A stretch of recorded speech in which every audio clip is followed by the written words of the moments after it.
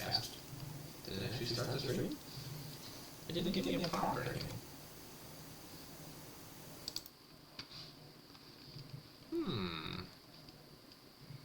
Oh man, okay. This will be, interesting. We'll see if it worked. Hold on, let me go over to Twitch. Oh, it did. Look at that. Cool. Okay.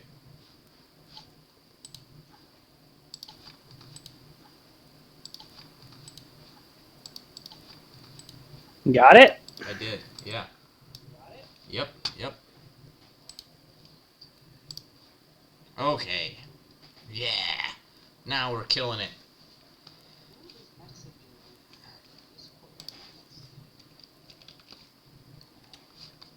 I'm secretly messaging you. It's a super secret. You gotta search for it. Alright, let me just post this up real quick. Share it out.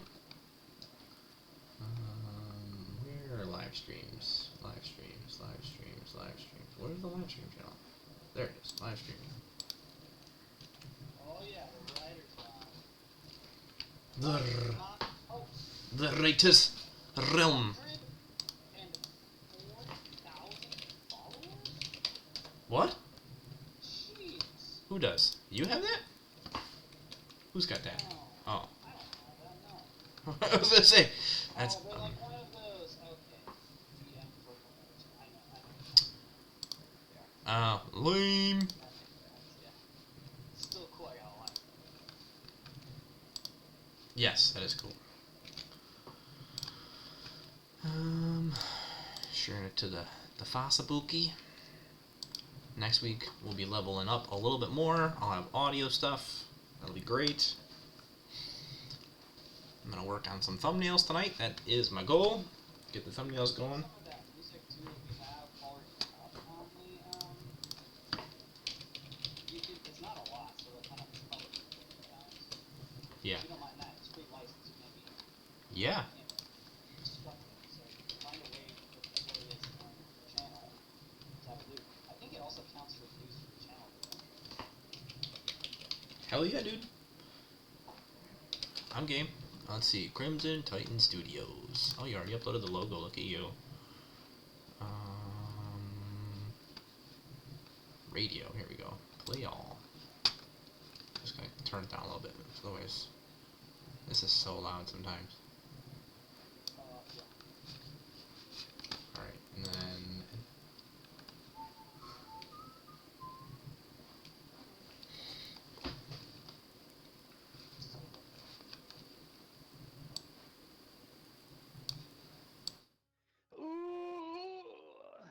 Pause up.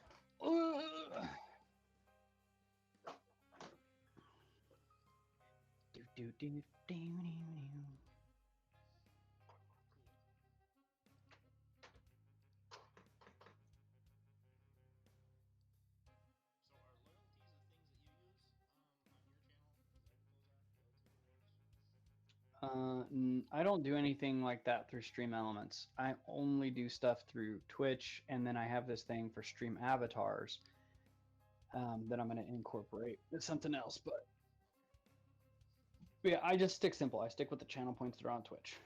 A lot of that stuff was invented before Twitch came up with ways for people to do that stuff on their own.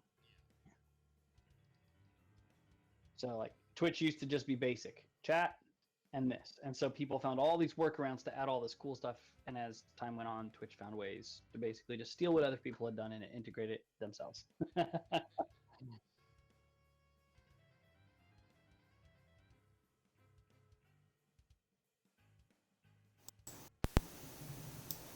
Oops. There we go. Stream Elements is up.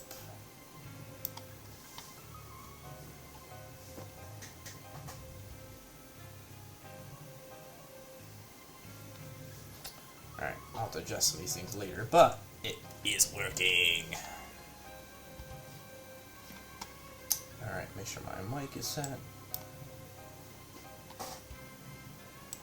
Do you mind just tuning in real quick just to make sure it's not duplicating my audio somehow?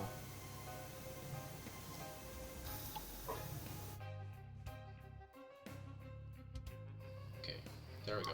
That should be better now. All right.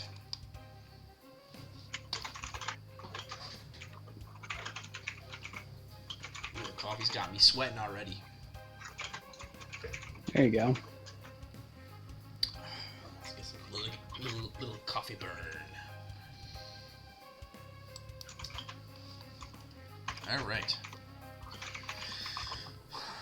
Well, welcome, ladies and gentlemen, to the stream. What's going on? I got with me my good friend, the Casual Hero.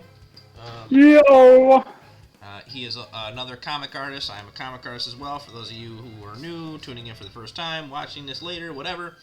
And so tonight I'm mostly gonna be working on some thumbnails, and then let's see how time allots. If I have enough time, I'll start working into some pages. So I'm working on some pages for Comic Pro Bootcamp. I'll just give you a quick synopsis show you what I was working on. This is page 1. It's Hulk versus Spidey. I will move this over a little bit so you can actually see the whole page. So yeah, Hulk versus Spidey. And then, so it goes into that. Yeah, so we're just having a lot of fun with some page work, some all that jazz. And hanging out, having a good time. Yeah! So just gotta pull up the script real quick. Okay. I had a lot of fun drawing that Rocketeer.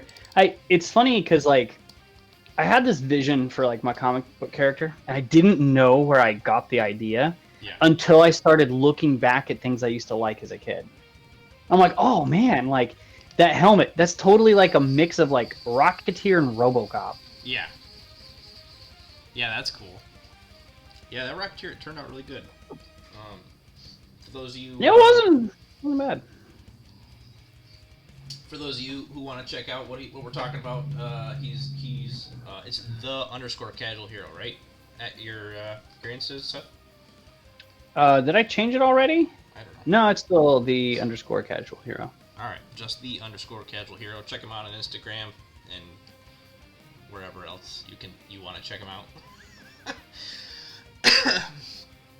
It's not worth your time. It is. It's always worth the time. It's worth the time. Check it out. Don't be so hard on yourself. I'm not. I don't actually believe the things I say. Oh my goodness. Oh, you know, let me move this over this way. That makes more sense. The Vogue writers. Oh, they're kind of like the same thing. Man, I swear, most of the internet is fake. It's just bots. Oh yeah, dude. It's just bots. Yeah, yeah. Well, as soon as people started taking validation based on how many people are looking at their stuff, reacting to their stuff. Yeah, of course. Someone's like, how can I get paid to, react to people's stuff? Oh, I'll create some bots. Yeah. Yep.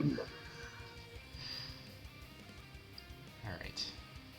So, splash page. The Hulk peeks his head and upper torso through the large opening looking for Spider-Man, but because of his nimble target, he has lost him.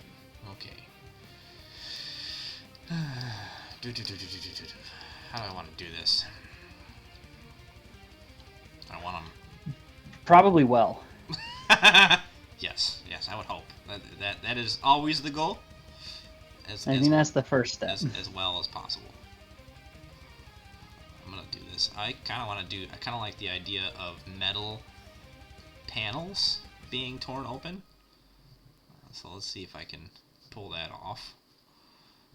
Like that's what the Hulk is doing? Yeah, he's like tearing through a metal wall, right? So like instead of it being like rubbly, in this one, it'll be like tearing through a wall where it's, bent over metal and stuff. Okay, all right. Yeah, because I feel like everybody else is going to do the exact same thing, right? He's busting through a wall. It's funny when you look at skill level. At like the most amateur skill level, you get the weirdest stuff. Yeah. Nothing makes sense, right? Yeah. But then you hit that hey, people are pretty good artists, right? Yeah. And they're trying to figure out the comic thing, and everybody's layout is the same. Yeah. And then there's the next step where everybody's doing kind of the same thing, but different. And then there's like the pro level, which they get back to doing things really differently. Yeah. Yeah, true that. It's funny how that goes. Yeah, there's been so many times where we've done like, storyboard classes or this or that. And yeah, man, the layouts are like all the same. And it's like, I'm always thinking of like how I can do something differently or dynamically. Yeah. And I always end up, like kind of in the same vein as other people. I'm like, gosh, dang, like actually being creative with your compositions and layouts and stuff like that stuff's hard. Yeah. Yeah, it takes a lot of thought and energy. It does. Sure. It does. It's exhausting. Yeah. Like you actually need to sit down and play with layouts to a point where like you basically tell yourself a story to get to where you just want that one panel to be. Yeah. Like you have to play it over so many times and like keep moving pieces around and stuff. It's kind of crazy. Yeah. Yeah, that's something I'm planning on doing a lot more of is straight storyboarding stuff. I spent a lot of time just kind of going for it. And I'm like, it's just not working out as well.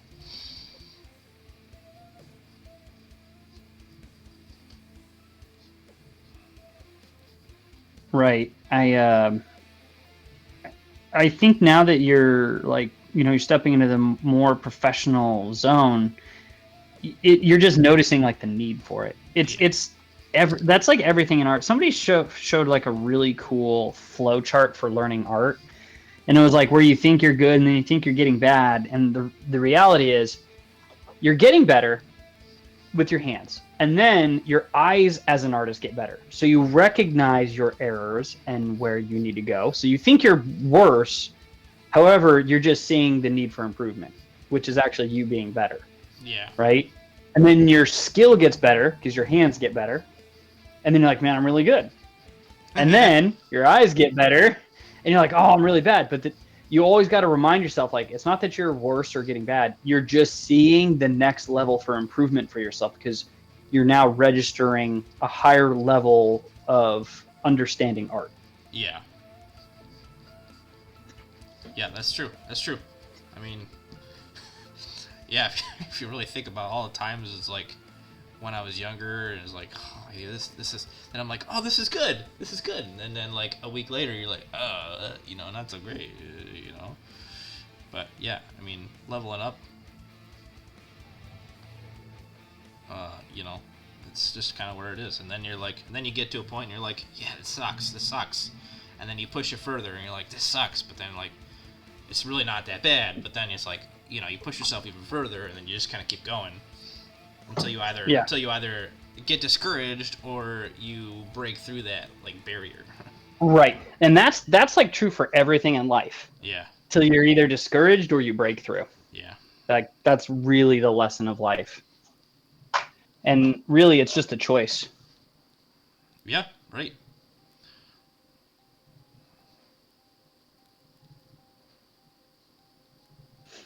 Yeah, I do like Drawing the Rocketeer. That would be a fun book to actually work on, in my opinion. Are they still like even doing the Rocketeer or I don't know who even owns it. Yeah. But I don't know. I'd put my hat in the ring. Yeah, that'd be cool.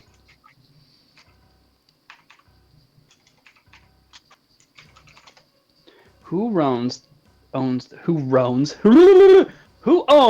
the Rocketeer? They report to the owner, Howard Hughes, who is upset when he discovers... Oh, no. That's not it. That's the actual story. That's the plot. Who owns... Owner of the IP?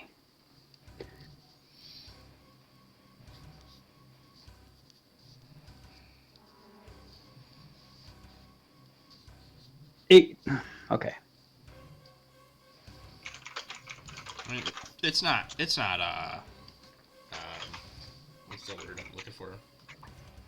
Free license yet, is it? Public domain? No, I do not believe so. I bet you like Marvel owns it or something stupid and they're just sitting on it like jerks. I would be furious.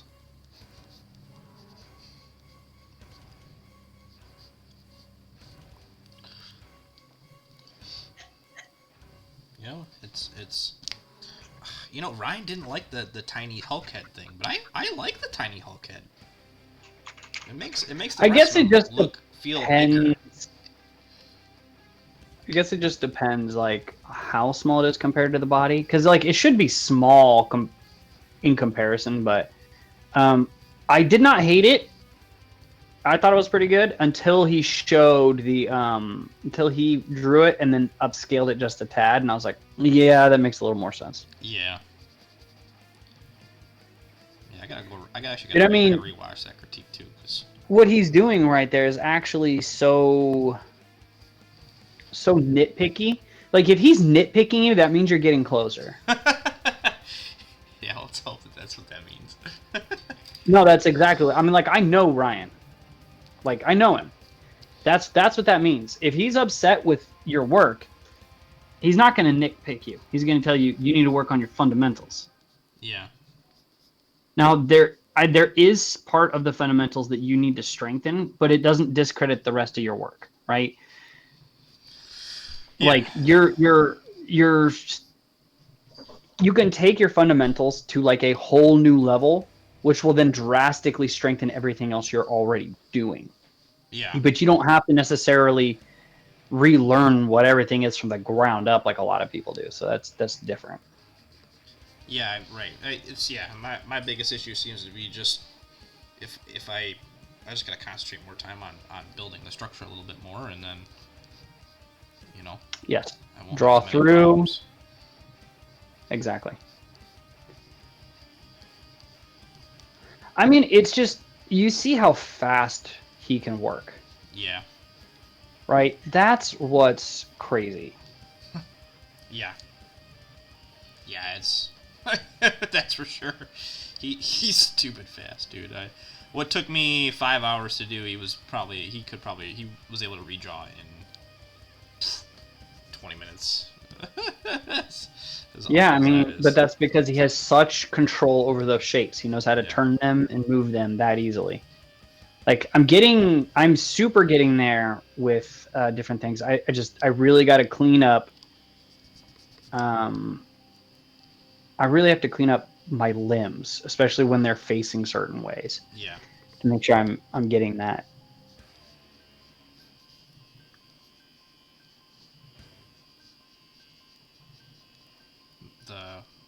What?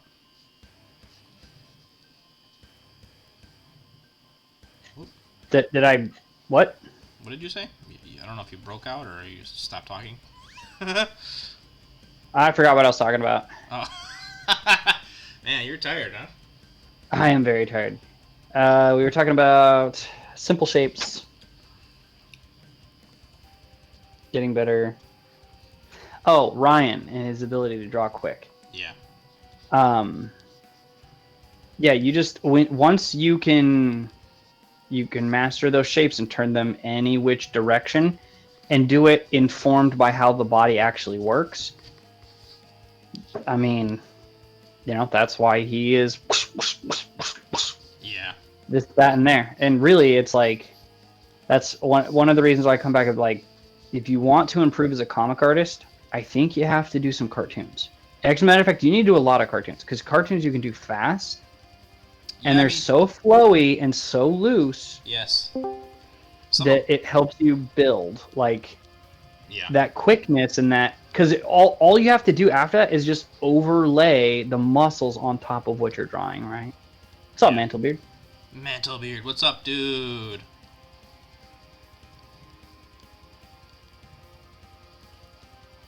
Oh, audio must not be working yet. Hello. Sorry about that. Oh, no Yo. worries, no worries, man. I thought I had things set up differently in this computer. But... Oh. You're good, dude. It is good. It is all good. What are you guys up to? I am just doing some pinup work while streaming here. We were talking about the Rocketeer, and then about how to improve at art. Yes. The Rocketeer movie? The comic that inspired the movie. I don't know that one. Have you ever looked at Dave Stevens' art? Oh yeah, we were watching that last night. That was cool. Dude, I think you would love it. He would blow you away. He does like everything from like comics to like the 1920, 1930s pinup style stuff. With just, oh my gosh, guy is What's his name mind again? blowing. Dave. Dave Stevens.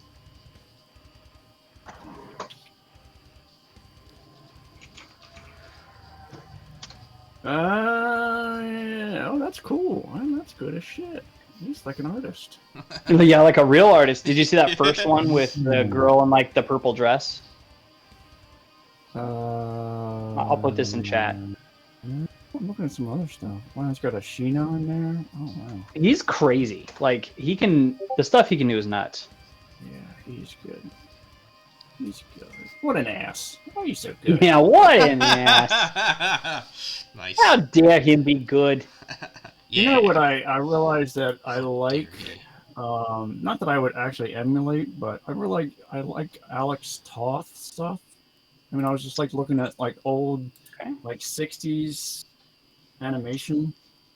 And a lot of the stuff that kind of like sticks with me is stuff, obviously, is his stuff, like Thundar and not Thundar, Mighty Might Tour. What was the name again? Mighty Might Tour and like the Herculoids. No, his name, the artist name. Oh, Alex Toth. Alex. Toth. Oh, dude, he's got some crazy noir Space stuff. Ghost. I mean, he's got Space Ghost in there. Like, Yeah, all that kind of Space stuff Ghost, is like, Zorro. I didn't realize he did all that. Yeah, dude. Oh my gosh, look at this Western. Holy smokes. Black and white work is insane. Yeah. Yeah, it's crazy because, like, I thought I knew the world of comics, and now I'm, like, getting in underneath the 80s into, like, the 60s and 70s, but not the mainstream guys. Not like Neil Adams and Jack Kirby, like, underneath to, like, some of these guys, and I'm like, what? Like, this art existed, and then I didn't know about it? Like... Yeah. What about pinups? Dave Stevens can really do some ladies. I might have to buy some of this. Is there like an art? Does he have an art book or anything? Oh, good question. Maybe. Dave Stevens covers and stories. There you go. Oh yeah. That sounds good. I'm buying it. Oh no, that's $200. I'm not buying that. It's vintage. That's why it's vintage. I'm gonna look on Amazon here. The see if sketchbook Amazon's collection is 120. Holy moly! Oh my. I feel like his hands The are complete sketchbook collection. Oh my gosh, could you imagine? I'll put that on. Yeah, that one's that. He did I know he's in the Art of Vampirella because he did a really popular Vampirella. The Rocketeer, The Complete Adventures, $15 in paperback? Yeah, I was looking at that one. That's a possibility.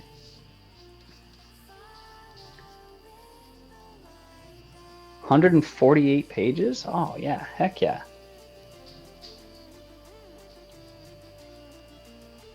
This is cool. Yeah, it's a good find. Good find. Yeah, I'm buying that now. I'd buy that for $1.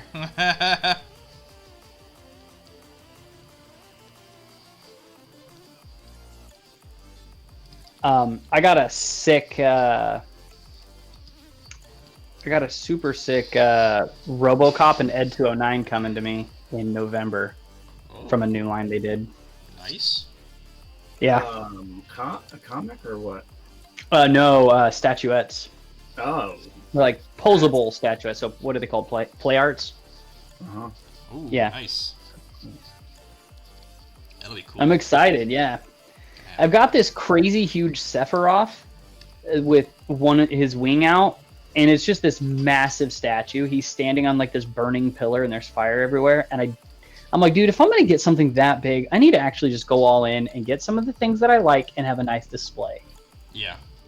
So I'm gonna set it all up, and then I'm gonna put lights underneath, Yeah. going up to Sephiroth so that he gets that orangey warm glow from the fire.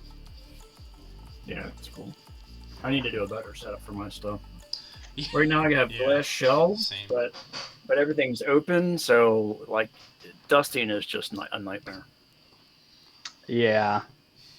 Especially I got Godzilla, it's like a ton of Godzilla, and there's spikes on his back to keep dusting his son of a bitch. Yeah. Dude, you like Godzilla? I didn't know that. It's a secret I Yeah. have. It's a secret. You know what? You know, You almost seem a like he while. would be the kind of guy who likes Godzilla, for real. Well, he loves huge monsters. Mhm. Yeah. I mean, your comic character, right, alone kind of gives me like, that kind of vibe. Like you're into creatures. Mm-hmm. Yeah.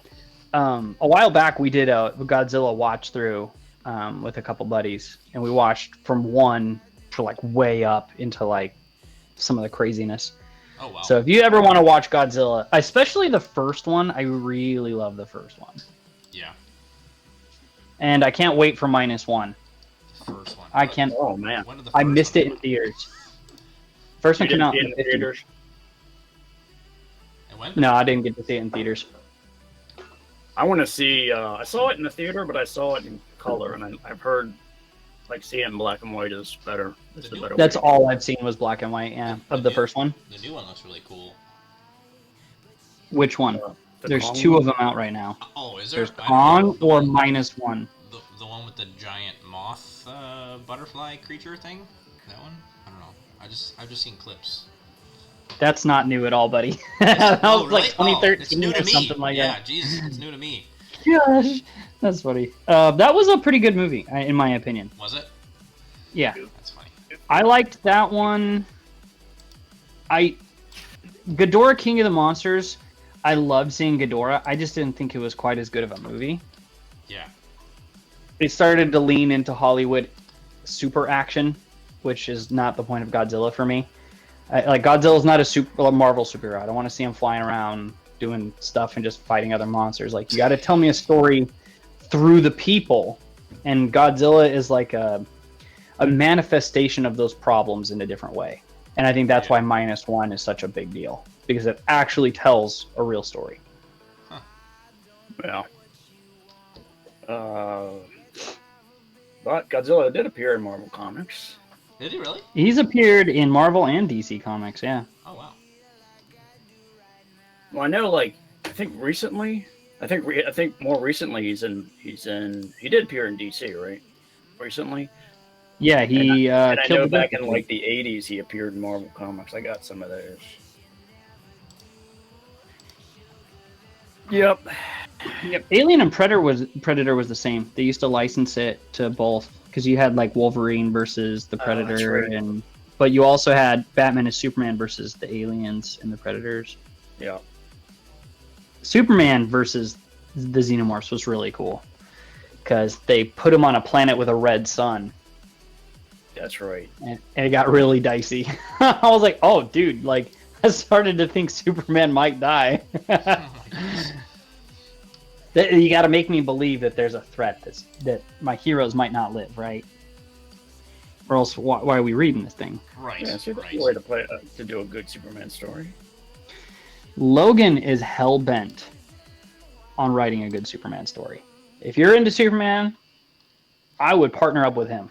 There you go. I love Superman. I absolutely love Superman, and I would love to see some good stuff. Like, especially with his rogues gallery is way better than people think. Like, nobody ever uses Metallo, but holy crap, you have a nuclear kryptonite powered Terminator.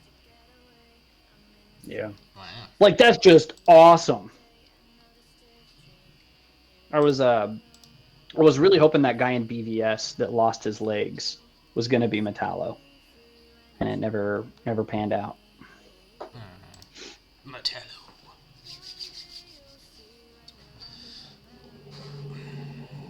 Alright. I kinda like this first layout I did. Don't stick with it. Don't get lazy. Rework it. Do another one. Ooh, I like it. I don't know how I could push Fill this. the page. I don't know how else I could push this further. I could tell you right now. Oh yeah, let's hear it. You want me to break the bad news? Sure. It's super boring because his chest is facing straight at us and his hand is facing straight at us. There's no sense of motion that he's actually reaching forward. Because if he's reaching forward, what is going to be in front of his head? his hand? his shoulder. Oh. He's going right, to be yeah. turned. So if you turn him and his hand is reaching out as he's grabbing something, and the other hand is like lifted up in the air behind him, you've already just changed the composition a little bit, but you can stick with a similar layout, right? I got you. Yeah, I understand. Yeah, I guess that's So a good point. how does this work in this class? Are they give you like certain assignments? Yeah. Yeah, pretty much. So this one is different than the first one I went to. This one he gives you, so he's like, you know, the first class he just kind of goes over some basics, you know, what he's looking for, whatever, blah blah blah, and then the next class is the critique class, where you know he'll critique your work based on what you've submitted, so he gets a sense of where you're at. And then he gave us an assignment. It's like, okay, here's your, you know, you can do 3 pages of a comic that you're working on, or you can do 3 pages of this Hulk versus Spidey script that we have. Which, you know, it's okay. It's not the greatest written script in the universe, but That's cool. I like that idea. yeah. So then he critiques you. You do this assignment. Then he critiques you, and then he points out some things that you need to work on. And then you try to, you know, you go back, you fix it, and then he points out some more things, how you can push it even further. So that's the goal, right? Is to evolve you throughout the process. I mean, it's only 3 weeks, so, you know, it's you know. I could have been working on my comic though. Yeah, yeah, you could with Ryan. Tip. Yeah. Damn it. Absolutely, dude. Don't worry, there'll be more classes in the future. Yeah. I mean, especially once we can, dude. My brain here is swelling with ideas because once I can afford it, I actually just want to buy like a package from them that lets us attend the classes. That'd be nice. So that I can just get people that are working in the studio with me, kind of a constant ability to don't like that one already. Get the feedback. Yeah, that'd be cool. Tilt his head some way or some other way. Okay, so, well, why am I drawing a blank on? Okay. Let me just start. I'll start with the torso on this one. Move the camera just a little bit.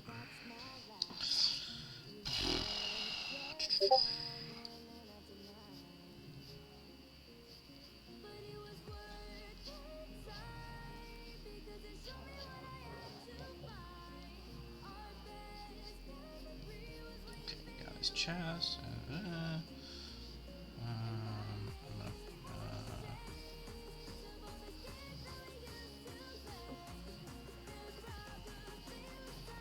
I'm just gonna draw him and then kind of finesse it from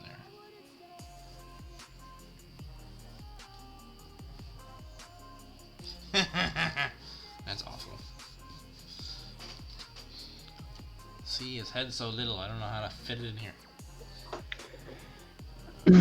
Okay, so where you got your body? Where's the neck hole? Right here.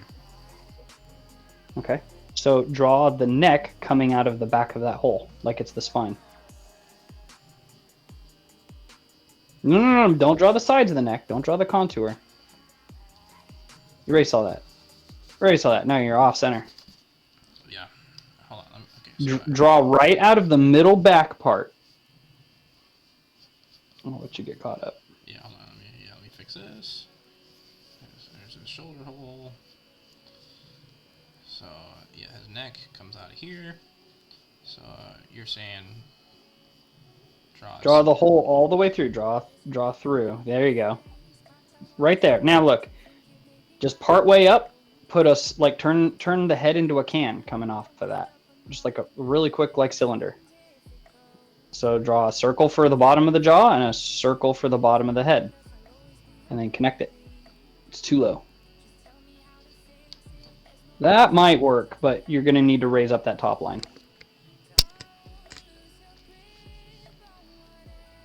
So the one thing is that shape you're using for the shoulders right there, why is it curving up on the edges towards the shoulders?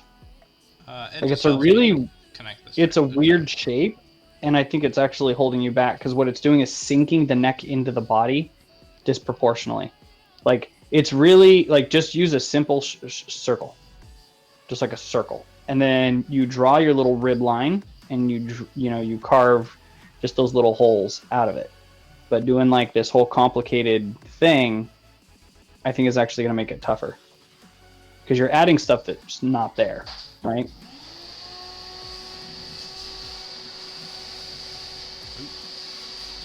Hold on one second. Rugging it up.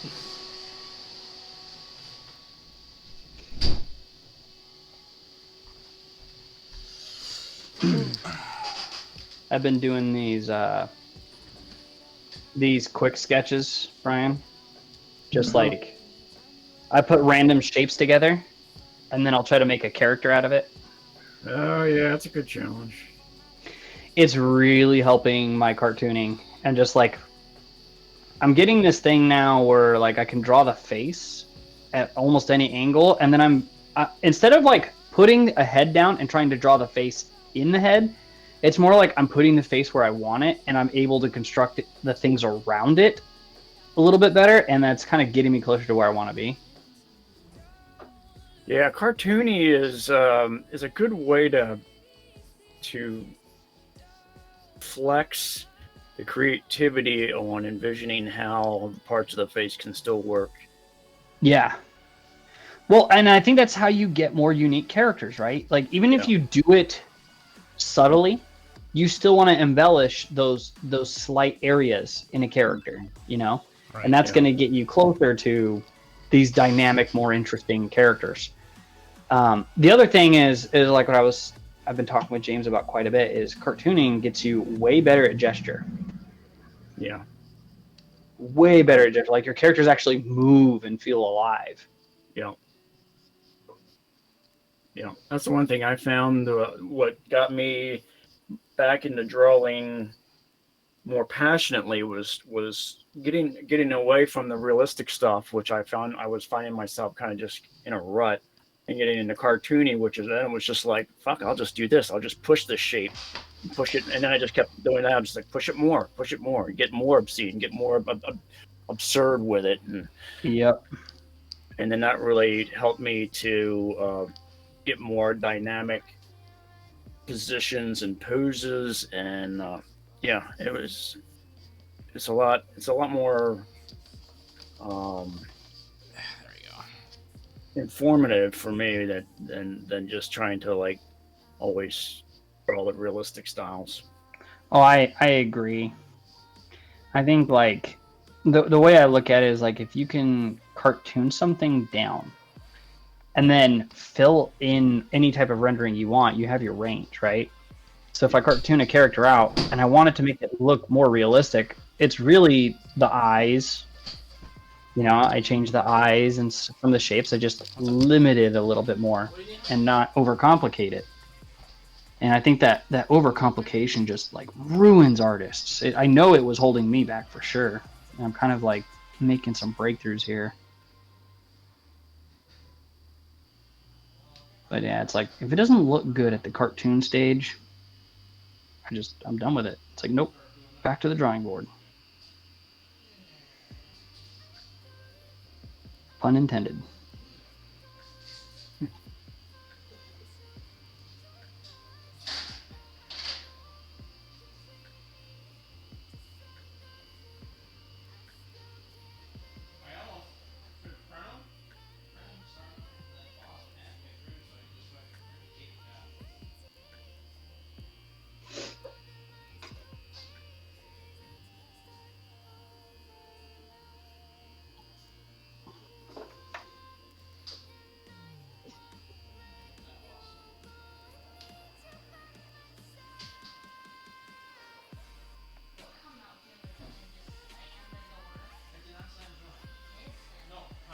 But today was a good day, much needed. Oh yeah? What? Tell me about your day. I had, I'm sure you've had it, but I had one of those moments where, well, mostly what this relates to is the ad that I'm working on, and I got stuck in a thing, a part of it, and just could not figure out why it wasn't working. I was getting all these errors, and I couldn't think around the problem. I was rethinking the same thing and thinking nope, and I would go online and Google stuff, and everything it felt like I was Googling was confirming my thinking was correct, but it still wasn't working. I'm like, what the fuck is going on? I knew this part. I knew this. Why isn't this working? It was so infuriating. It was causing all these other thoughts of just like, man, am I ever going to be able to really get through this? If I'm stuck here, I'm never going to be able to progress. And then it's just like snowballed into, how am I even going to pursue this stuff? I need to be able to push through whatever this is. And then I was like, how do I push through? If my brain gives me this answer consistently, how do I push?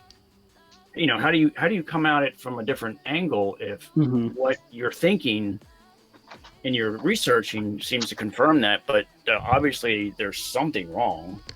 So I was stuck. I was stuck for at least a week, probably more than that. And it was just so infuriating. And I was like, all right, where do I even get answers? I went to Stack Overflow. I tried that.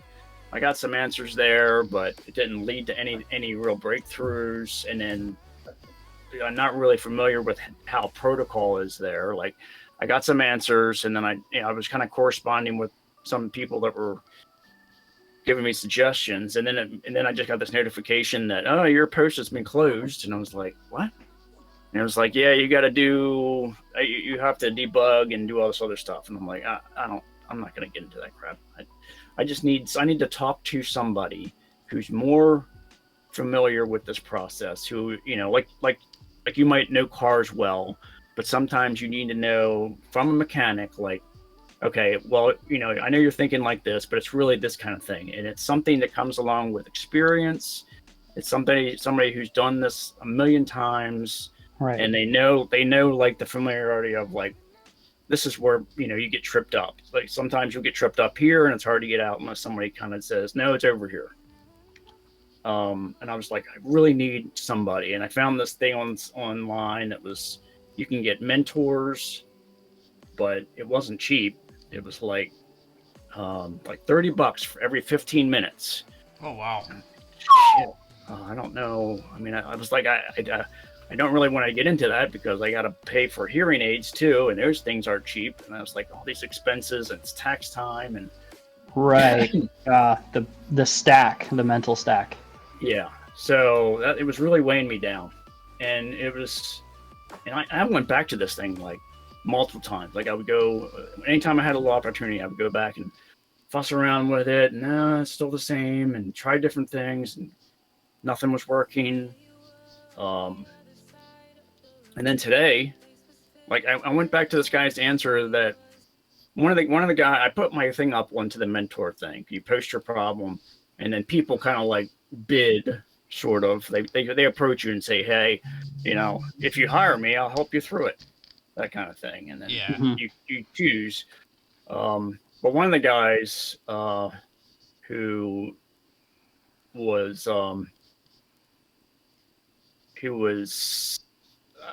I don't know. He approached me and he was like, look, I think it's this, and unlike the other people here, I think their solution's this, and I don't feel right charging you for, if it's such a simple solution, I don't feel right charging you. She says, just try this solution and see if it works.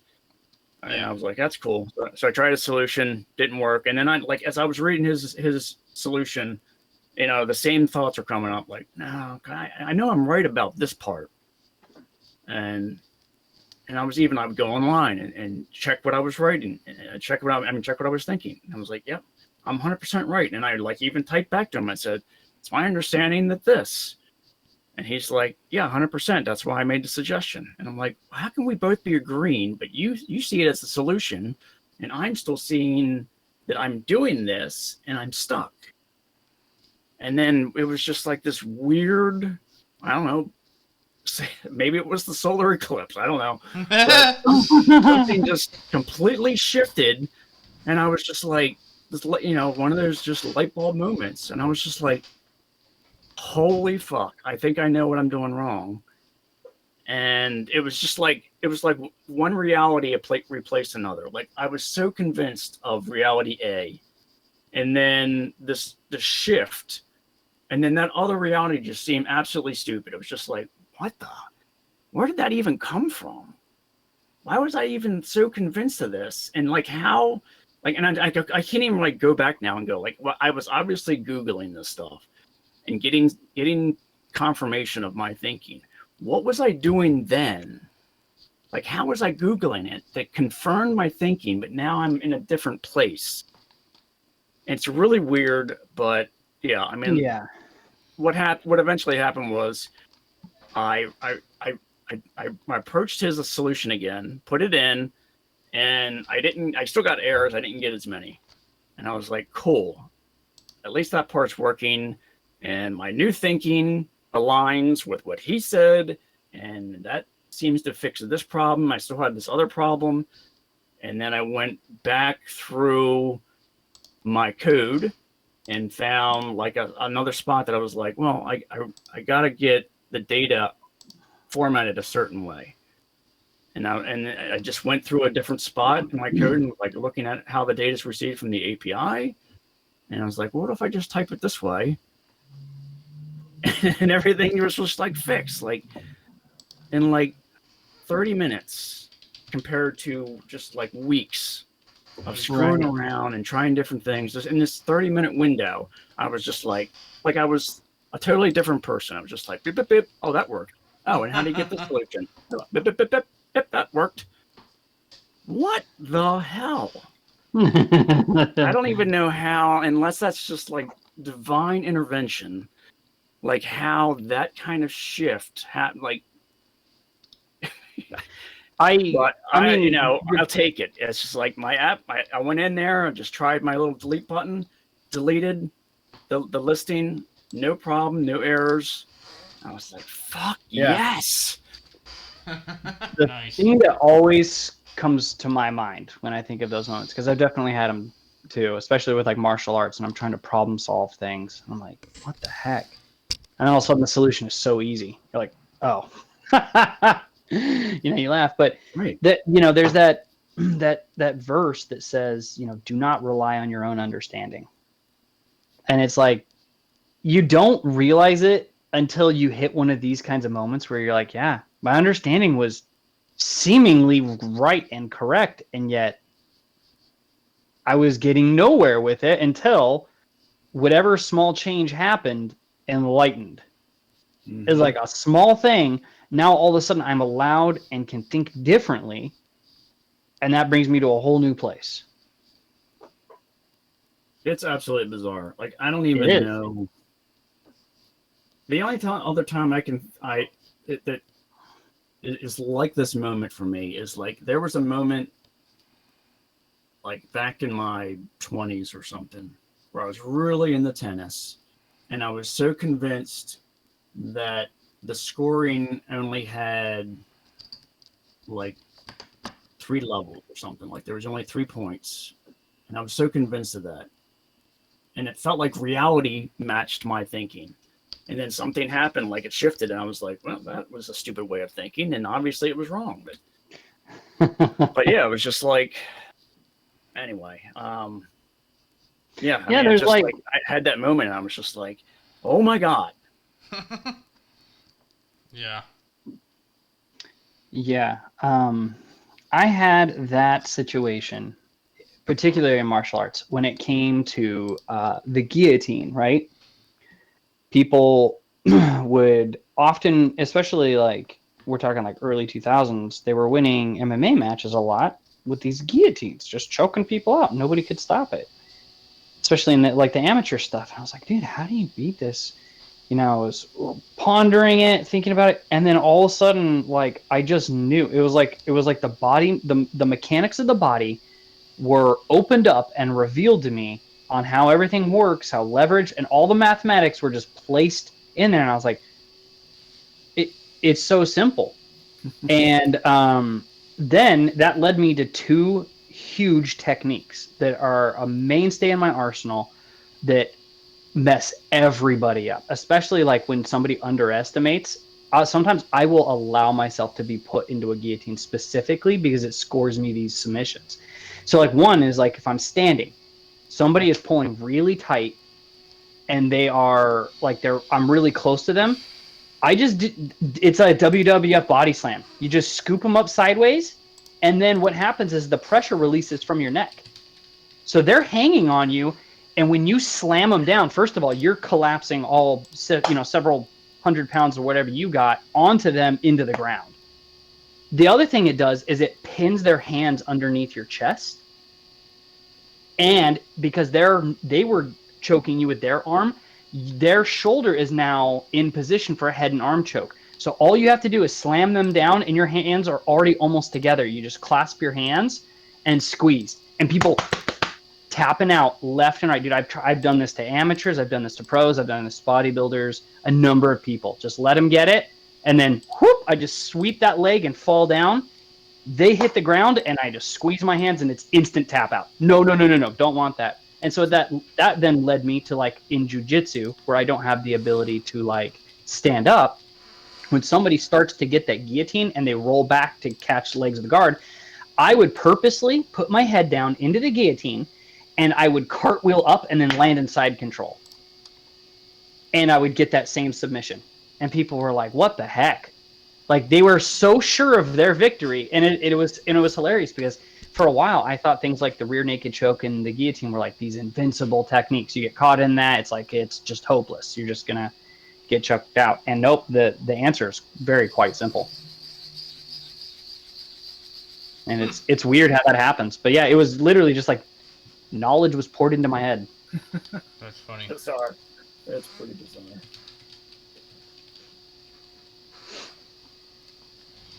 I wish it would happen more with drawing. Right?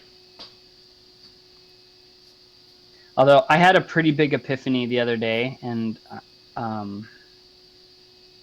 it's going to cause me to have to redo some things. But I was wondering why my lighting wasn't working in some of the things. And then it was like, oh, hey, you big dumb idiot.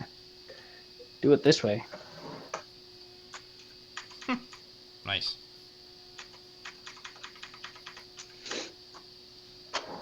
So, I think I have...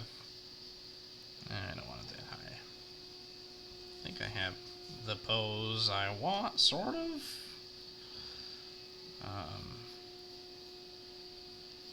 Just kind of trying to nail it down a little bit.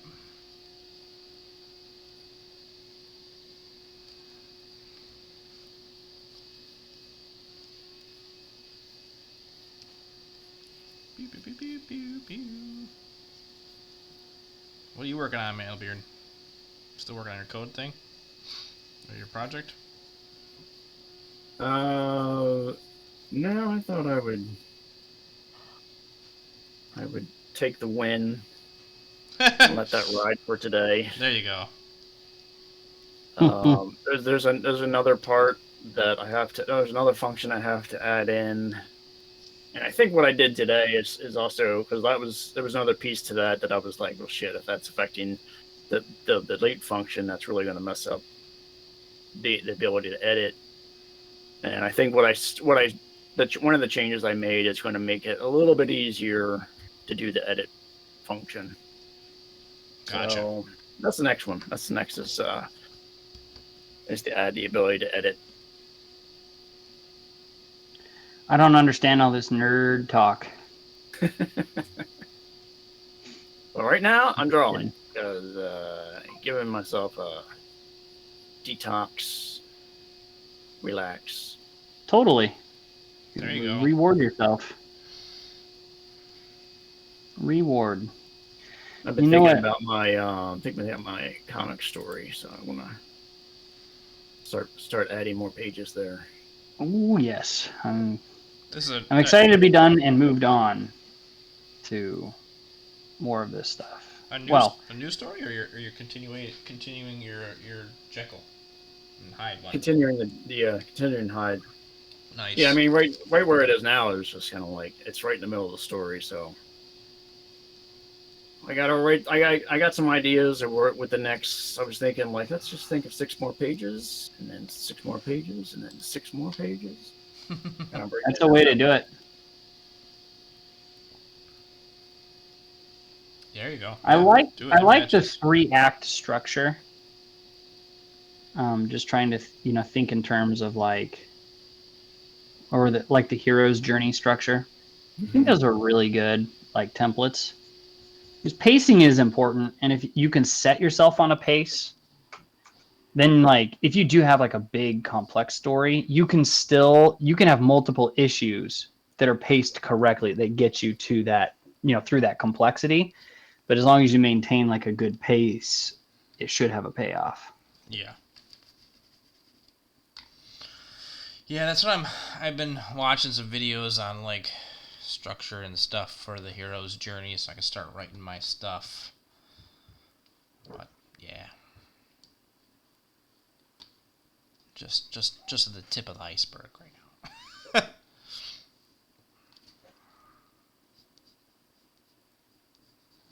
Alright, I like this bottom one. Can you guys see what I'm doing?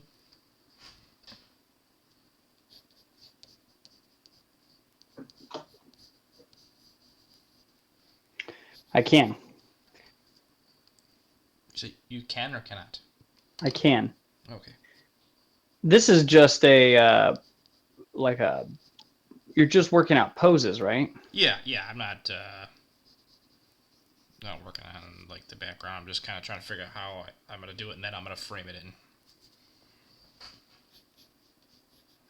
Wait, why would you frame it in on there? Because you're going to transfer this to an actual page, right? Yeah. So the whole, right? So the whole, yeah, it'll be like this, where you have the. Okay.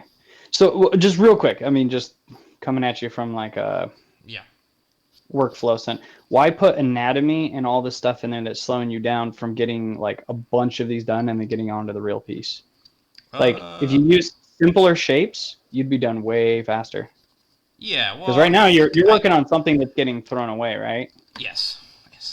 I couldn't figure out how the chest was going to look, so I was like, I had to draw it. I was like, but that's something you can figure out on like a similar piece of paper working at the similar size. So it's not bad to do those things on another piece of paper, but you're also going to be changing the size of how he's drawn, right? He'll be on an 11 by 17 and probably a big panel. Oh yeah. So that whole size is going to change again. Yeah. Which is going to, I mean, like the size you draw at changes a lot. I know for me, when I had to first start drawing big was a huge hurdle. And then when I had to start drawing small, like figures off in the distance, that was also a massive hurdle because I had this like comfortable like middle ground. So I would save yourself a lot of time in this layout phase. Stop putting muscles and angles and all that, and literally just do like circle for the palm and then like the little finger shaped sausages. Yeah. And then a cylinder for the arm. It doesn't need the muscle or the elbows or any of that. You don't need the lats. You don't need that. All that stuff's going to just take up your time that you don't need. Yeah. And just make sure you're drawing through and constructing good structure, because once you start putting all this muscle, where's your structure going? It's out the window. Oh yeah. You're starting to morph your structure to the organic components, and you don't want that. Yeah, I got you. I got you. But also, I do like that pose. Thank you. Okay.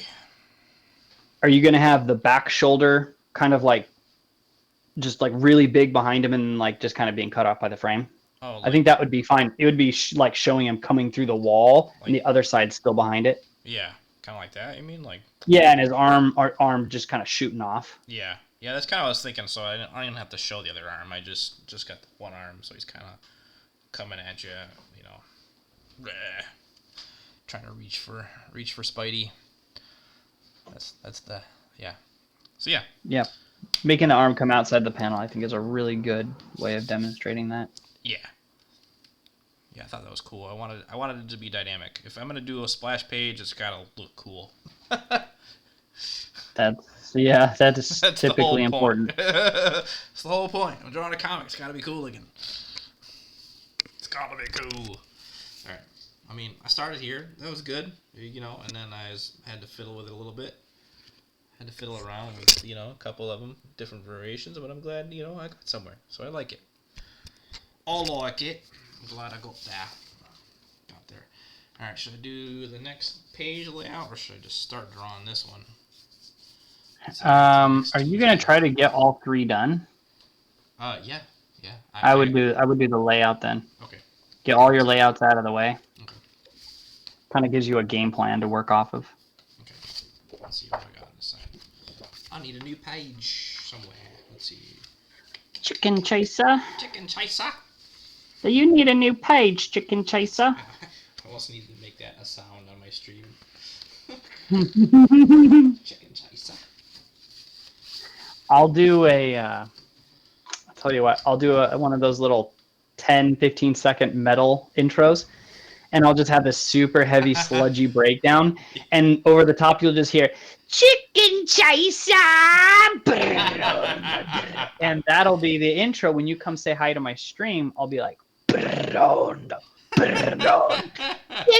Chaser. Oh my god. I look forward to it.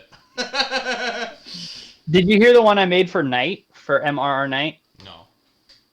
Oh, I'll put it up in the I'll actually put it in the chat. It's sick. So I came into his stream because I'm a moderator for him. Cool. Yeah, I jumped in and I was modding. He asked how I was doing. I was like, I'm really tired today. And he's like, okay, I'm gonna wake you up. Are you ready? And he goes, because he's not a very loud person. Like, he doesn't yell. He's not like super energetic like that. So I took that sound and I turned it into like a hardcore, because that's like the thing at the hardcore show, right? Yeah. That you got the build up. Are you ready? And then everything stops and then the breakdown hits, right? And so I did that with him, except there's no scream. It's just, It's so anticlimactic. But it's got like this cool like NES synthesizer kind of sound behind it with like a lead. It's I'll just share it with you. That's funny. All right, cool. Damn, I'm getting low on paper. Ooh. Ooh-wee. Getting low on paper. I wonder if I should upload these thumbnails next time.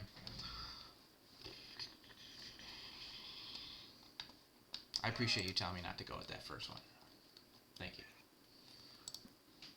You're welcome. All right, let me see. Where's this audio? Let's check it out.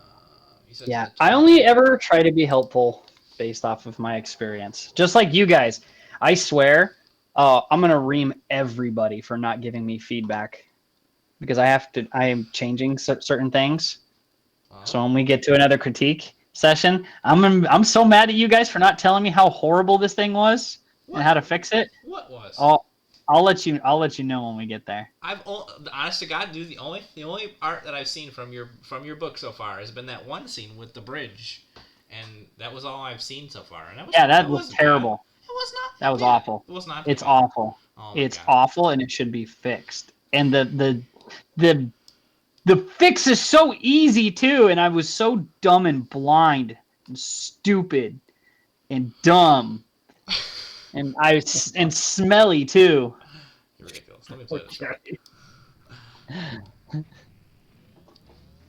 Alright, let's not very loud.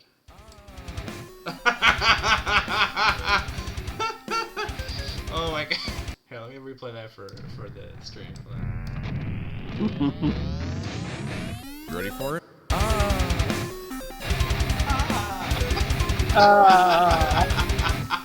This is like super heavy breakdown. Oh my god. I like the synthesizer noise. That's cool.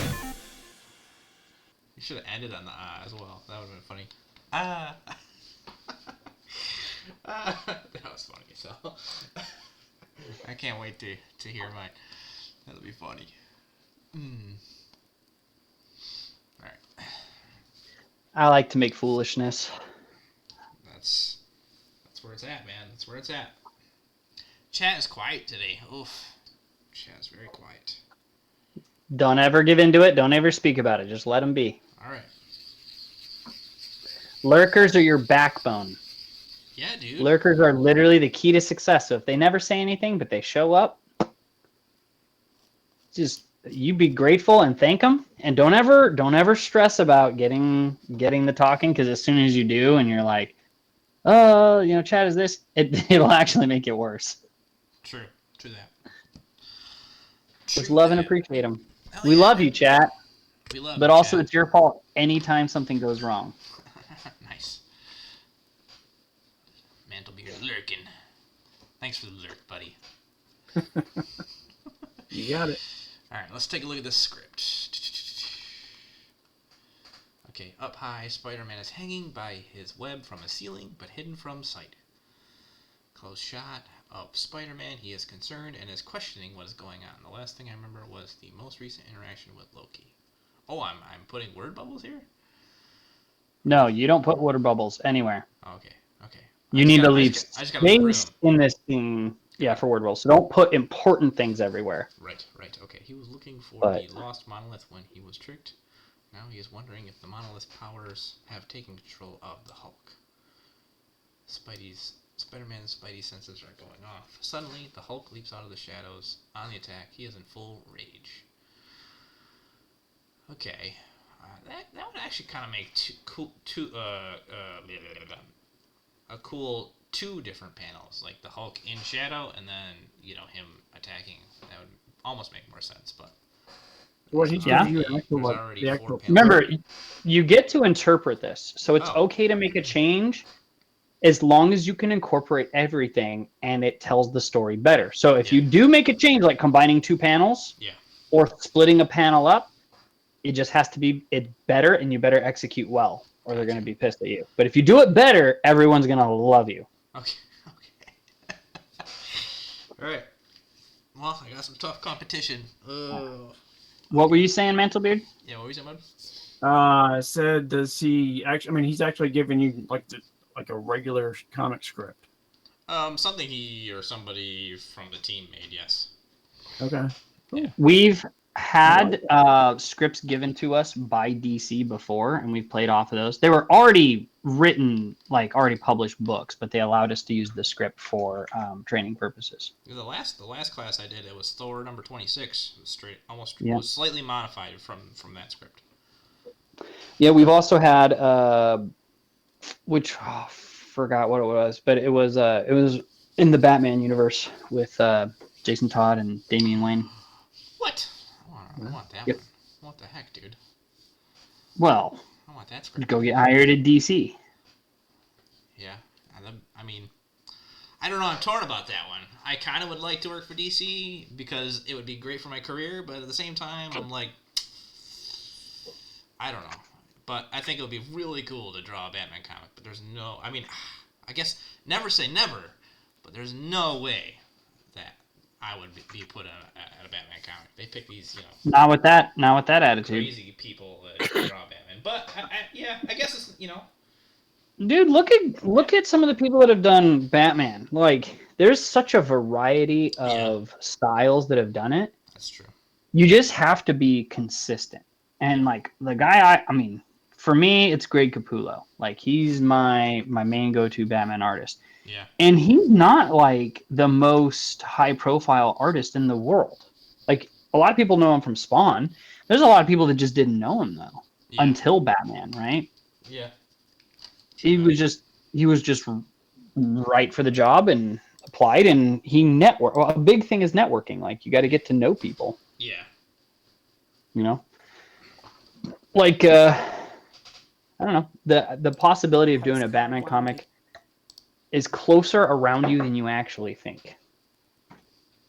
You got to maintain a positive attitude and just work towards it. Hell yeah. All right. Now I gotta figure out how I want to split this up. Up high, Spider-Man is hanging by his web from the ceiling, but hidden from sight. Closer shot. Spider-Man is concerned, is now questioning what is going on. Okay, there needs to be enough room in the second panel for some word bubbles. Great. Now I wonder if the amount of powers are taking control of the Hulk. Okay, so that isn't hard, actually. So, and if I split that last one up into two different panels, Oh, okay. I know exactly how to do this. I kind of like this idea. Although, wait a minute. We want to do the page. We want the page needs to flow somehow like this.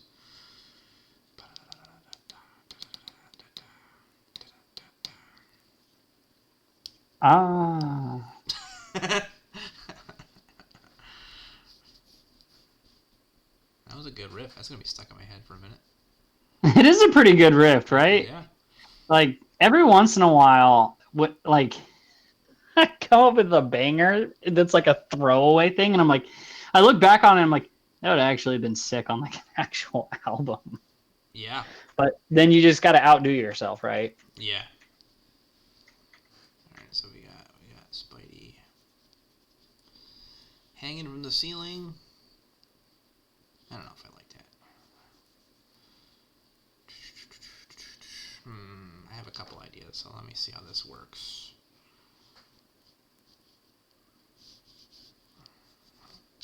Okay, let me do that. I wanted to do separate floating panels, so I thought that'd be cool, but I don't know if that's gonna work for me for this.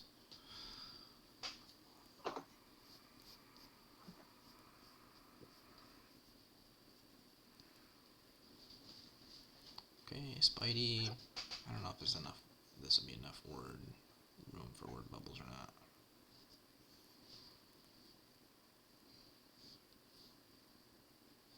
But that does actually. Has anybody ever used word bubbles to intentionally draw the eye to the next panel? Has that ever been done? The letterer is supposed to do that afterwards. Okay. So it runs through a process, right? Yeah. Penciler to inker, inker to colorist, colorist to letterer. Everybody has, a different set of training on how to enhance the piece to make it the best it can be. And that's why, like, it's really hard when you're trying to do your own comic because what's that term, jack of all trade, master of none. Yeah. We all think, oh, I can letter. And then when you start looking into the rules and understanding of how lettering goes, you realize it's a lot harder and a lot more time consuming than you think. Yeah.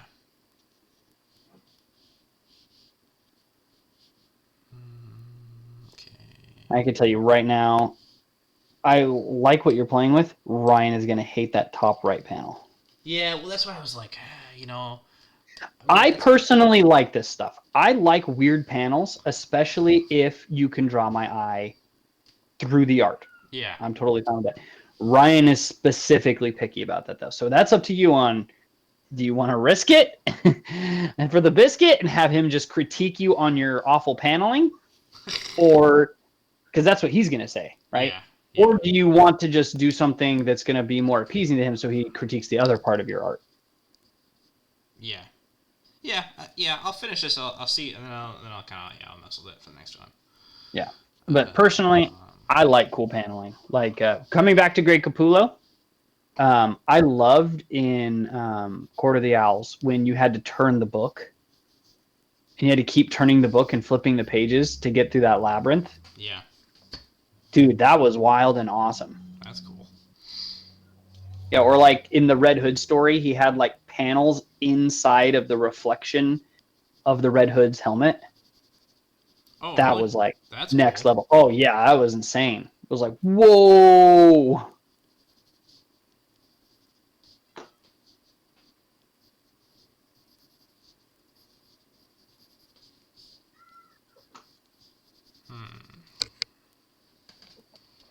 Okay, there's Hulk. Yeah, I don't know if I like that. Because on this panel, this crooked panel kind of ruins the flow of these last two panels if I'm going to split them up like that. So, actually, you know what? Maybe I just... Would it be weird to just have a floating head? Yeah, it probably would be, having a floating head just in the panel, like,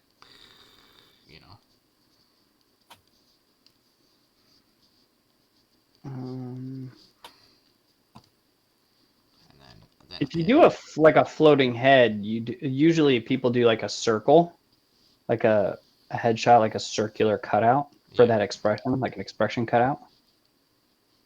Okay. But even then, you have to place that in the right spot.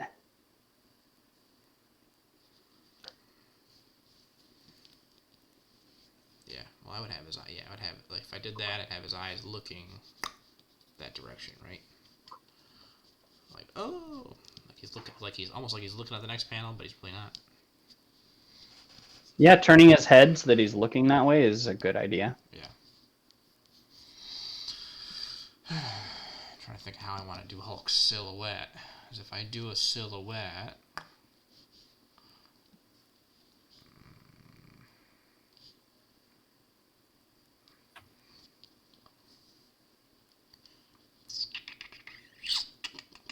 let's see, hold on.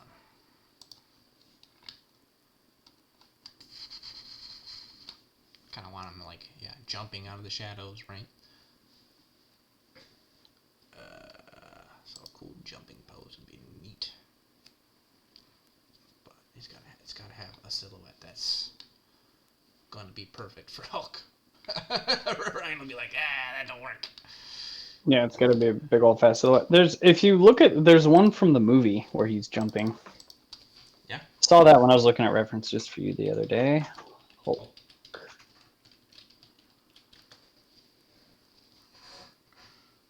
Which movie? I don't know, one of the movies. Oh, yeah, I see exactly what you're talking about. Oh, this one is from one of the games. It's not terrible. Gets the point across. Throw this in there for you.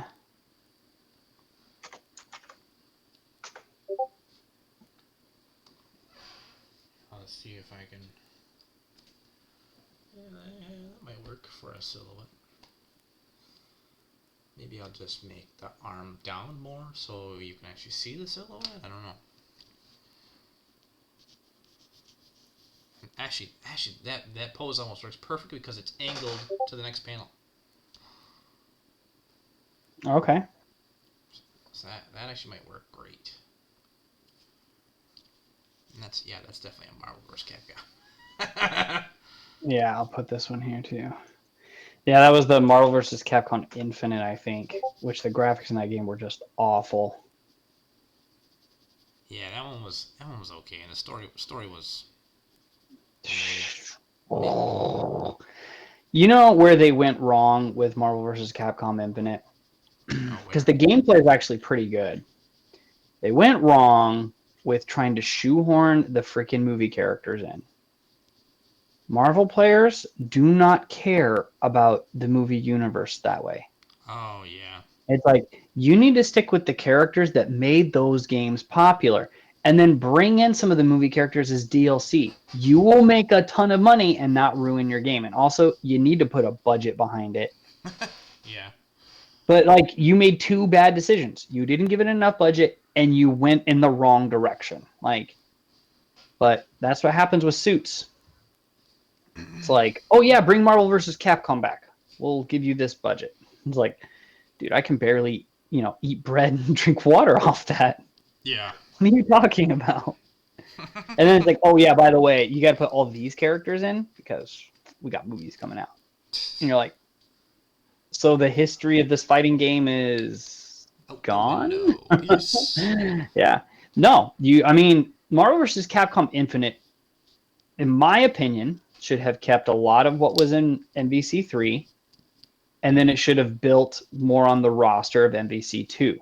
Should have brought back some more of the X-Men, some more, more of those characters, some more of those classic Capcom characters, and that's what it should have been. But they went a cheap route, and it stung.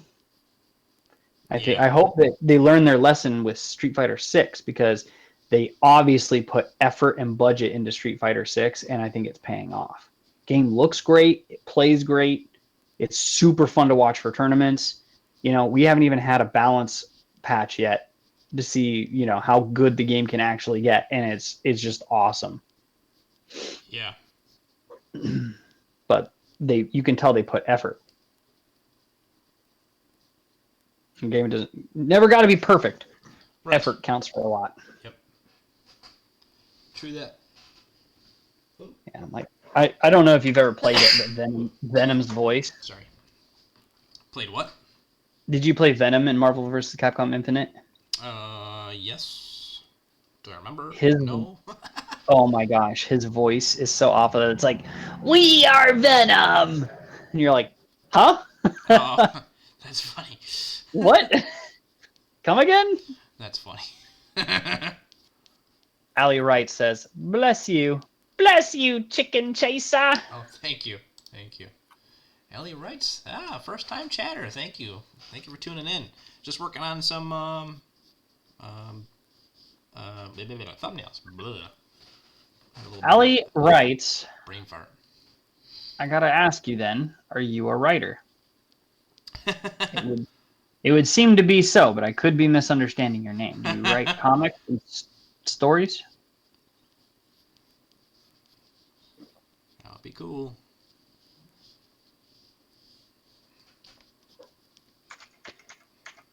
Man, I really want to play Fable now. Chicken chaser. Chicken chaser.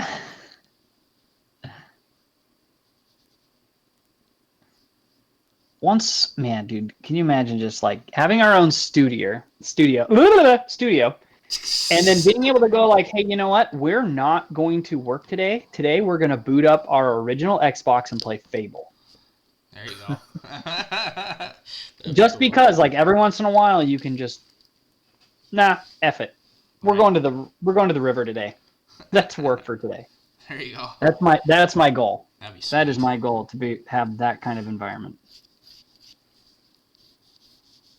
Ellie Wright says, I'm a writer. I focus on novels. Very cool. Yeah, very cool. Very cool. Do you have anything to share? I'm sorry, I'm like overpowering your stream right now. Whatever, dude. I appreciate you. Yeah, if you Stream by committee. What'd you say? I said it's streaming by committee. Stream. Yeah, apparently. I just get in the flow and I can't help. It's all right. Get into streamer mode. It's all right. All right. So if I do a square panel, actually, it would be kind of cool. Ooh, since Spidey's talking, maybe I do the Spidey talking panel as it's kind of like as a side floating thing. That would be kind of neat. That'd be kind of interesting. See if you can make it work. Yeah. So Speaking of novels, just got a new one that I started, and I'm liking it already. What'd you get? It's called They Came from the Ocean. They came from the ocean. I think I've heard of Oh that. my gosh, that sounds awesome.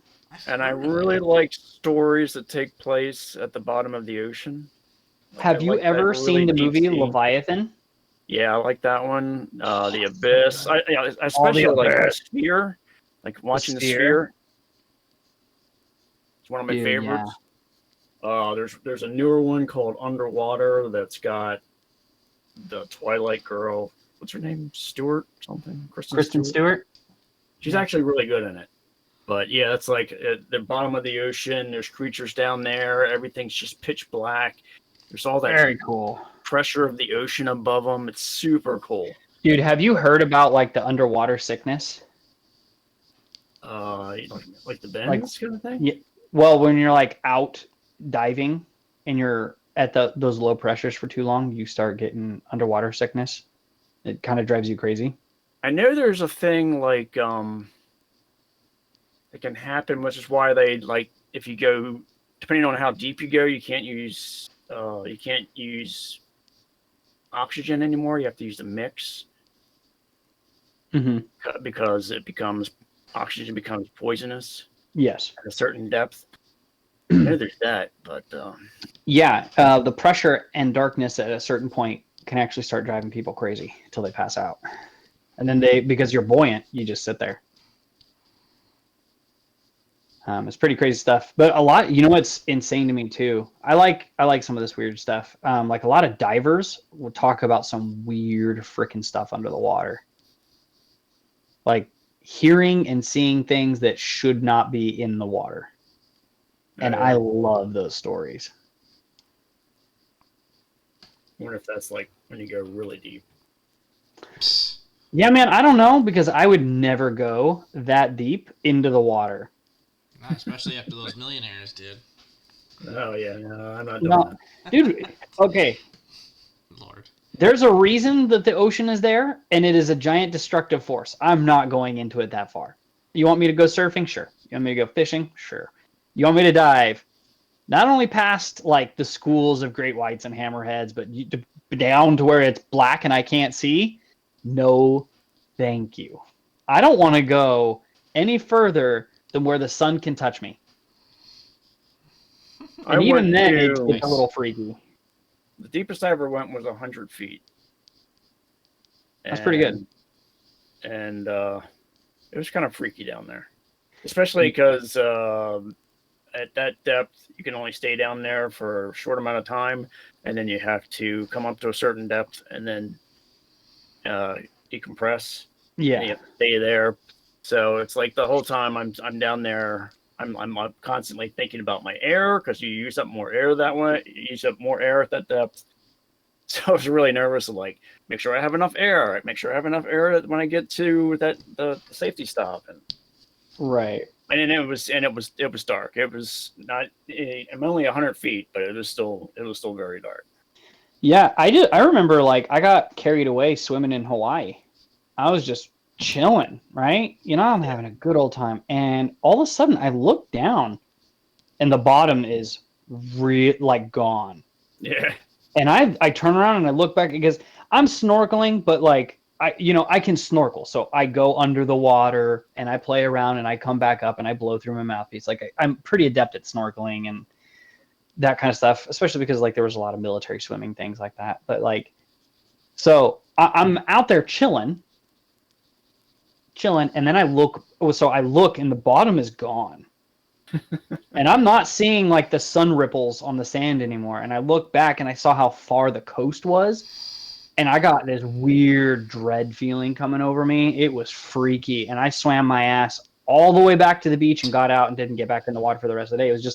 It was so unnerving for whatever reason. I did not like it, especially because nobody was out there with me. Like if I had another snorkel buddy, I might have been like, hey, like, let's go back in or something. But like just being out there and all of a sudden alone, it was eerie.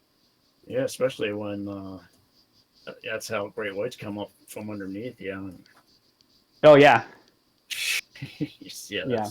We have a ton of great whites where we live, and we've had a couple of surfers get attacked. I never got attacked when I was surfing, but yeah, like I'm not worried about it surfing, but when you're out there swimming, especially in the deeper water, that does start to get a little bit scary. Yeah. But recently we had a great white who was stealing people's fish last year. So we have this huge like championship fishing tournament thing. And the great white was coming up and just taking half of people's fish and leaving. People were bringing up like 25 pounds of fish, and it was only half of the salmon. They were getting like 40, 50-pound salmon. But yeah, the great white was just like, take off. It's scary. Wright says, I write fantasy novels for young adults. Current work in progress as a Beauty and the Beast retelling with vampires. That interesting. Cool. Yeah. Interesting. Blah, blah, blah. I do not say blah, blah, blah. I do not say blah, blah, blah. Oh my god.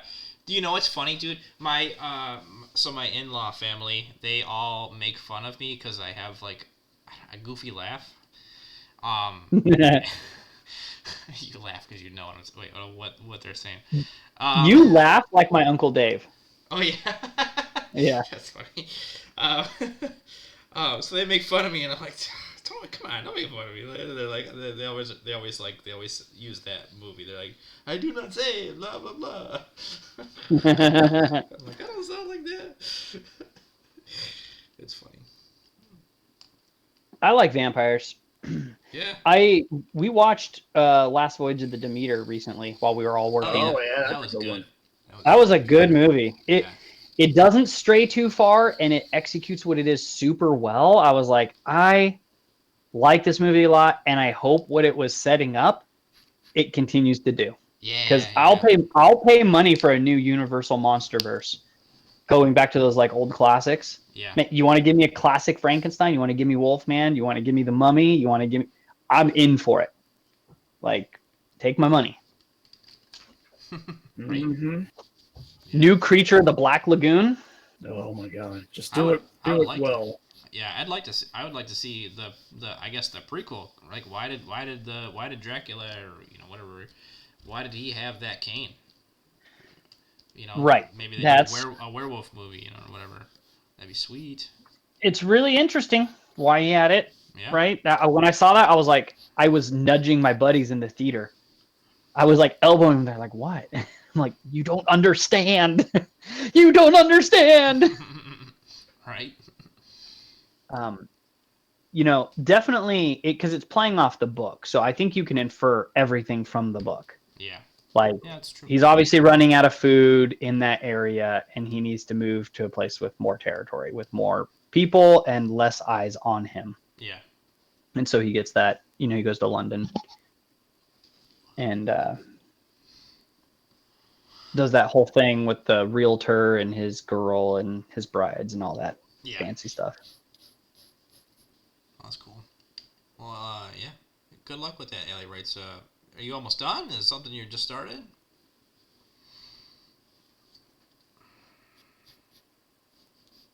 Speaking of vampires, that was my introduction to becoming a writer, was Kevin Grievous, who did Underworld. And I've probably told you guys that story 100 times and you're sick of it, but I don't care.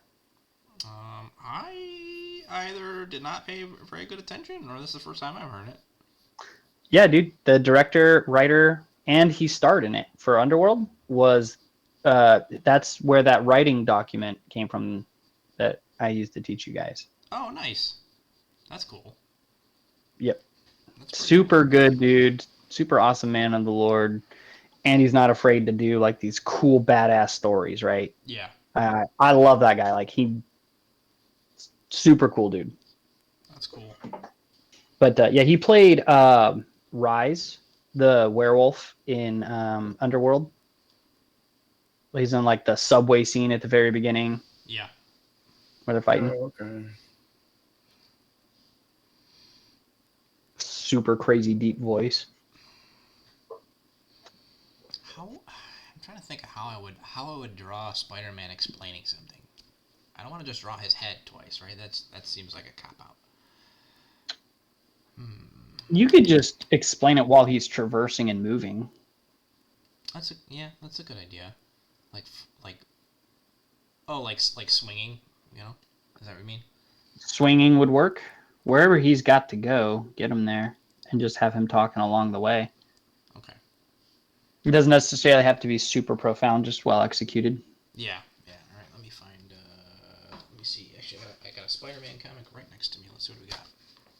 There we go. There you go. Yeah. We are standing on the shoulders of giants, and just got to remember sometimes to remember that resource is there. Yes. Let's see. All right, I'm going to take a quick break, get some coffee, go make sure my wife is good and the kids are in bed, and I will be back in a few. Rock on, bro. Yeah, speaking of, I might actually get some more coffee myself here in a minute.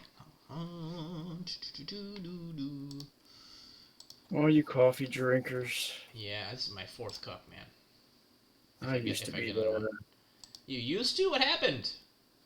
I got old. I don't know.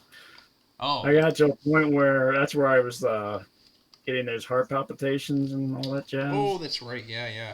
That's So right. I did switch to mud water. How is that? Is that good? I'm gonna want to try that. It is when you can't have coffee, it's good. I still prefer coffee, but I think the acidity, even low acid coffee, I think the acidity in coffee is just too much right now. Yeah. So yeah. I mean, does it taste sort of like what coffee tastes like, or like what's the taste profile on mud water? It is not like coffee. Okay. It has a Is it more like It tea? has I mean, there's a cocoa-ness to it, but Oh, okay. definitely not coffee. Okay. And then it's like, and then I guess because there's like it's mushrooms and stuff, so it has more of a tartness, I guess. Oh, okay. And there's an organic, it has an organic kind of flavor to it.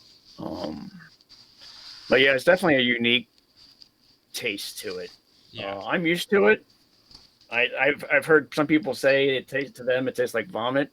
There's no Oh. way it tastes like vomit, at least none Okay. of the vomit I've ever experienced. Yeah. But yeah, I mean it's grown on me. I look forward to it because it gives me that little shot of something in the morning. Well, that's good. Well, I guess as long as it helps, right? That's all that matters. Yeah.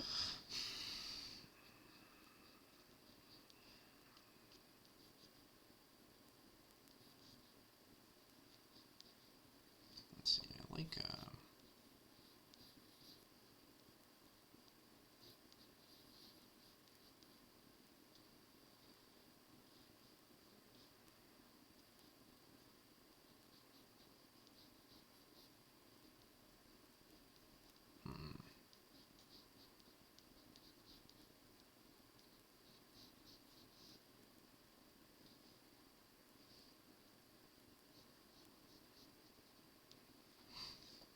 No, this is awful.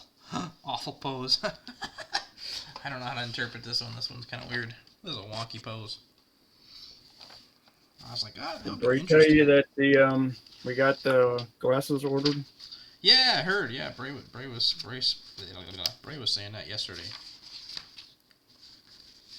So we're making progress. Yeah, heck yeah, dude. I'm excited. Where is... I had another comic on my desk yesterday. Where did it go?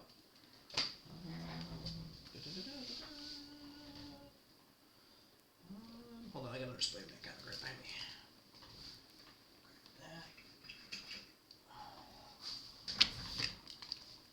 See if there's anything good in this. It's drawn by J.R., so it can't be awful. Oh, that's just the covers. Let's see.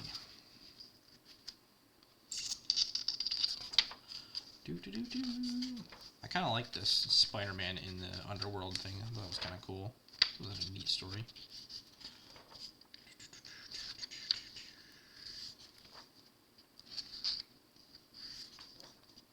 There's not a single panel where Spider-Man is oh, you know, I could draw him on a wall. That could be interesting.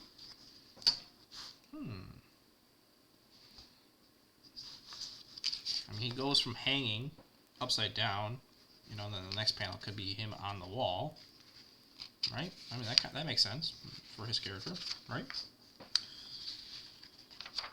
What's the idea? He's going to be doing what? He's just talking in the second panel, so I don't want to be a cop out and just have his head, and then see his head again, you know, being like, oh, you know, Okay. I just want, if I'm gonna do a panel where he's talking, I want to have it look interesting. So I'm thinking having him move or on a wall or something would be super helpful. And because he's talking to the Hulk, is that what's going on? No, he's talking out loud. Oh, okay. Yeah. Hulk is trying to find him and attack him right now. So I could have him on the wall. That would be cool. I don't know if I have enough space for that. Is the problem. Although I would have enough space if I didn't do the shadow thing. Oh, actually, I have an idea. I can combine. Oh, I'm gonna. Yeah. This will be cool. This will be cool. I'm excited for this one. All right.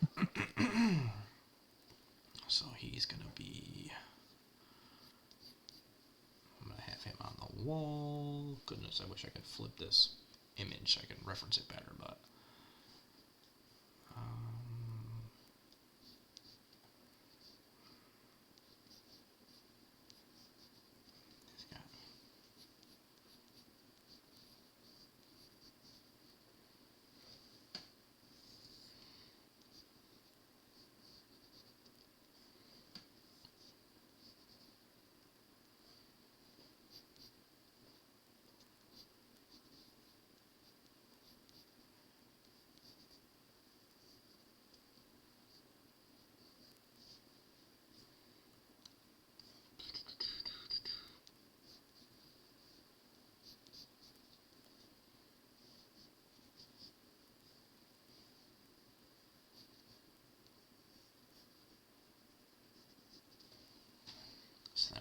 speech bubble, speech bubble, speech bubble. Here, I can't really tell from the thumbnail what the hell he's doing because it's so small. But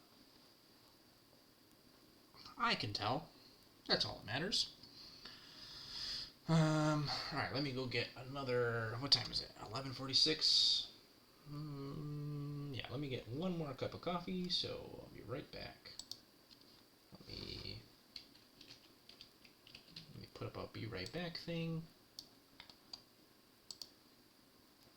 Quick. Where is browser source?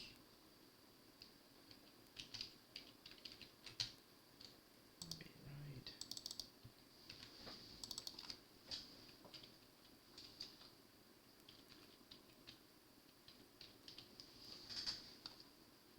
right. Boop. Sorry, I didn't have this preset up. There we go. Okay, be right back. Make some coffee.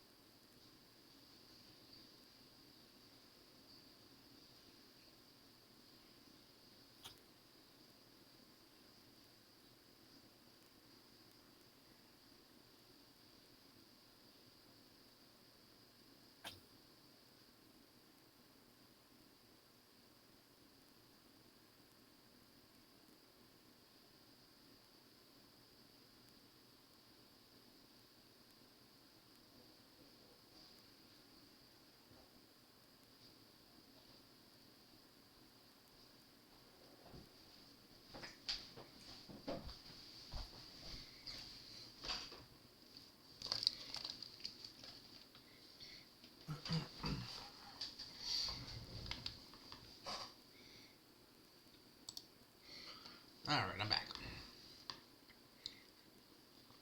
What did I miss? Anything? A lot of nothing?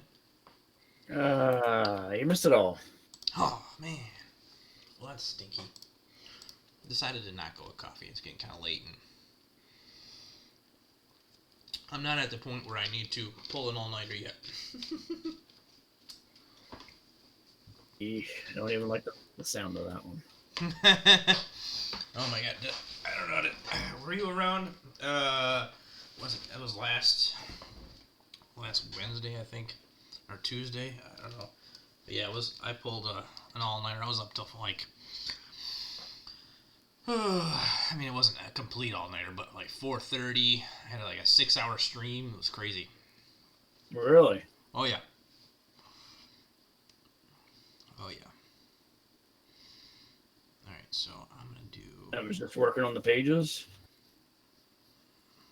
or the whatever your assignment stuff. Yeah. I was working on.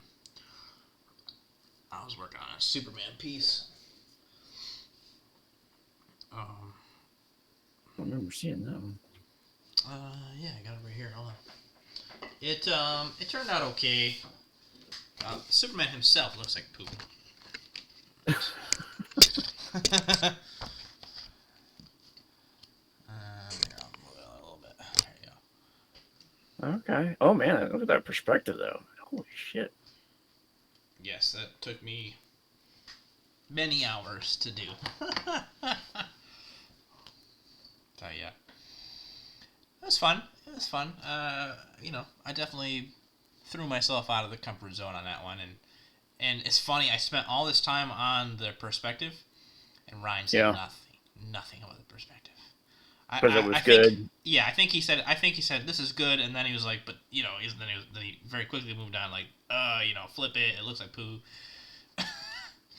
So, yeah, and I agree. I was super tired when I drew Superman.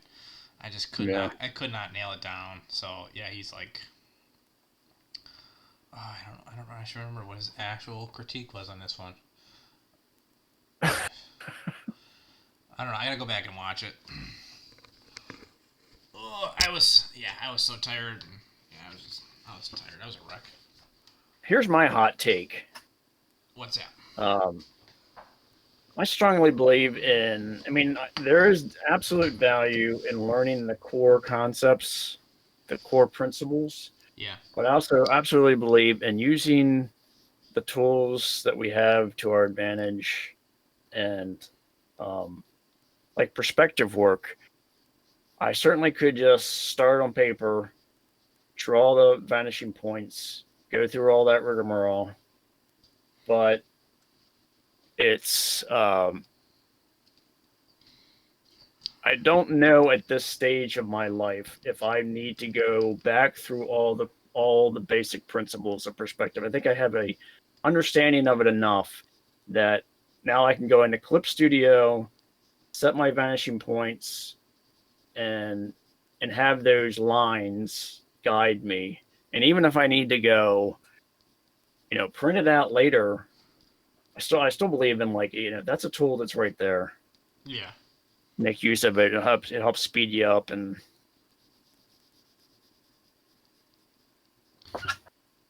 yeah, I wanted to for that one. I kind of wanted to challenge myself with doing it all on pencil and stuff. Right.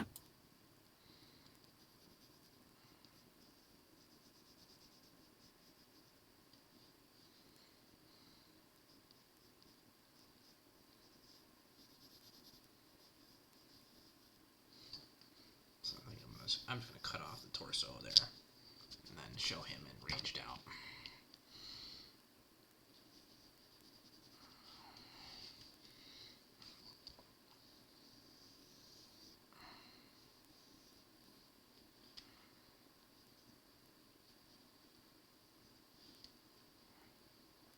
There we go.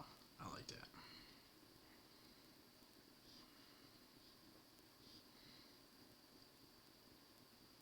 Yeah, this will be cool. This will be cool.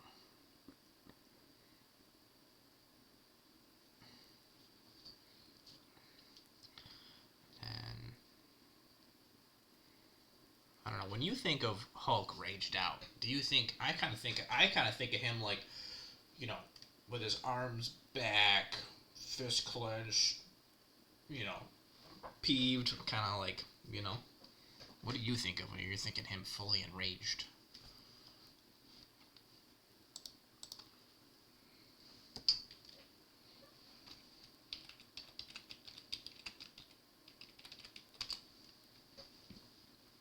I guess what I kind of think of is sort of berserker mode. Like, so he's just causing carnage at any moment he can. Like he's just, he's just like he could be just one arm just kind of swinging wildly, smashing through something. Another arm is just grabbing things, crushing it. He's just like full on letting the anger rip. Now, if you were to put that into a pose, how would you? Um,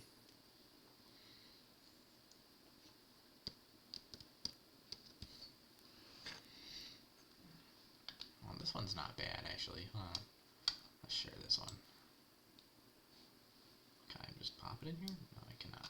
I kind of like the ones where you're more, I guess that's sort of worm's eye view, but you're closer to the ground, so you're getting closer. You're getting more of like feet, shin kind of area. Oh yeah, to make then, them look bigger.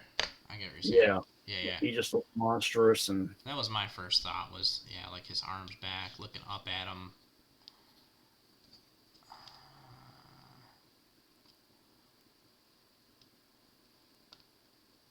I mean, I guess if you can. I tend to think of like hawk poses as more bundled up, if that makes sense. Like, I don't know, like the ones that I don't know why this is my take on it, but I feel like when I see him more stretched out, more like standing upright, I feel like he's more relaxed. And like in my mind, when I see him bent over, everything's just kind of curled around each other. His arms are just kind of curled around. Like I feel like that has more like monstrous energy of rage than when he's like more expanded. Yeah. So that's why I would think of like, hands on the ground, like, he's got his fingers dug into the ground and ripping up part of the concrete or something.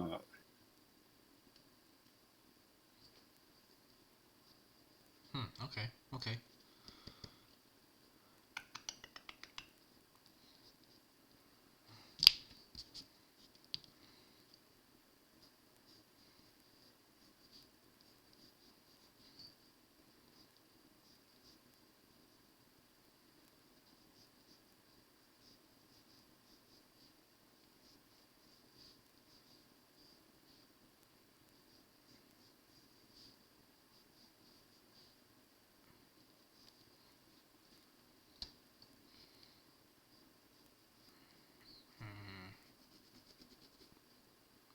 That's a lot to fit in a little panel.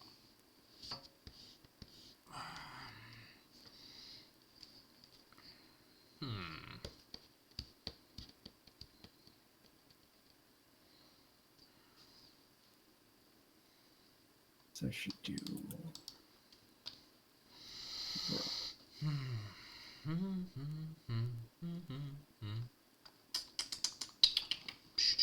Oh, you know what? What's going on with my background music here? Oh, it got muted. There we go. I got our Crimson Titan playing in the background over and over again.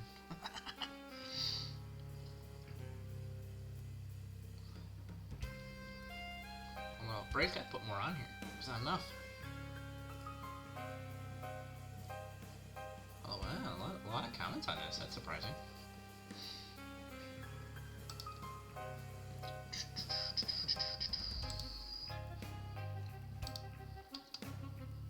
Is that YouTube? Yeah. Yeah, our YouTube channel. For Crimson Titan. I don't know, I could just show an upper torso for this last panel. I'm kind of doing a full body on the first page. I'm doing a half body in the middle panel already. Could have him.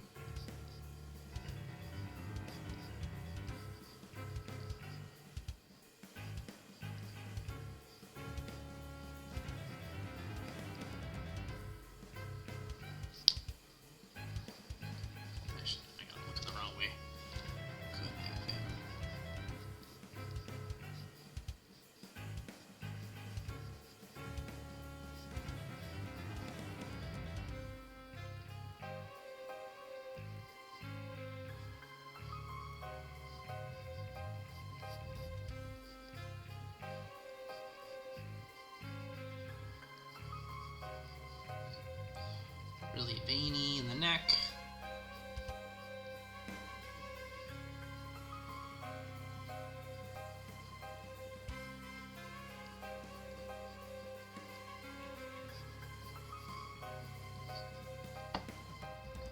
Yeah, if it's like a close-up view, you can do one of those ones where it's like his mouth is really spread out, spraying spittle as he's like roaring, kind of thing.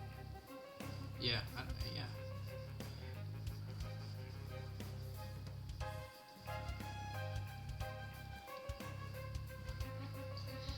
Yeah, that's not a bad idea. I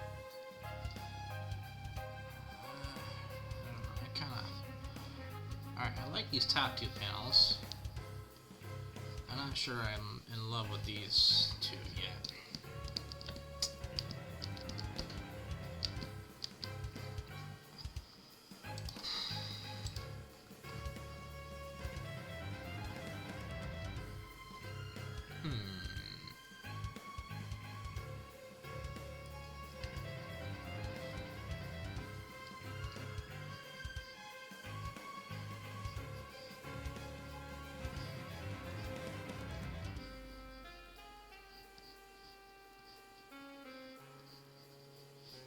Make him big. Yeah, make him really big. If I'm gonna make it look big, he's gonna look big. He's mad, so he gets bigger when he's mad, right? Right.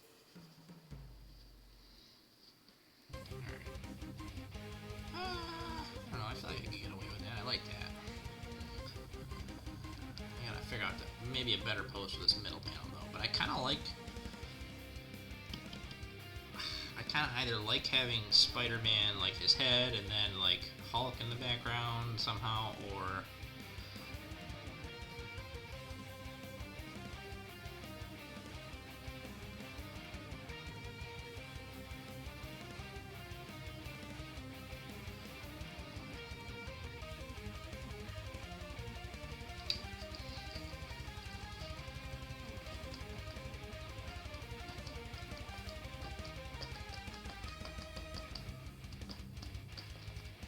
I mean, I got the flow though.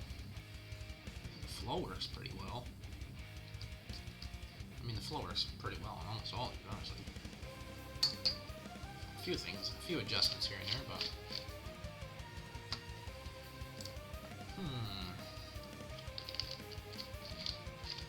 Alright, I think I'm going to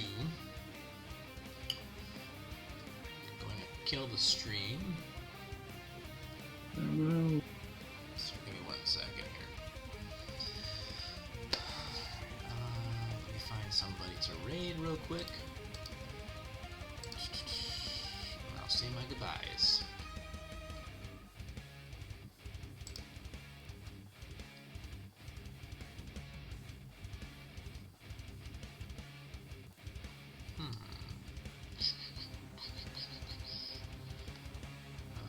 Let's go to art.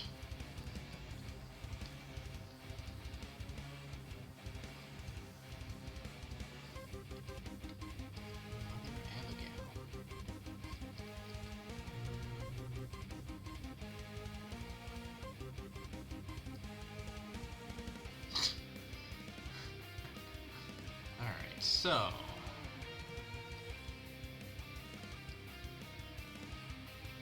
know what? Yeah, we'll go here.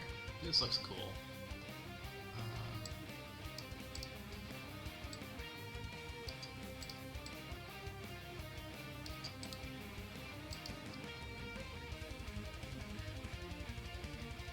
Alright, rock on.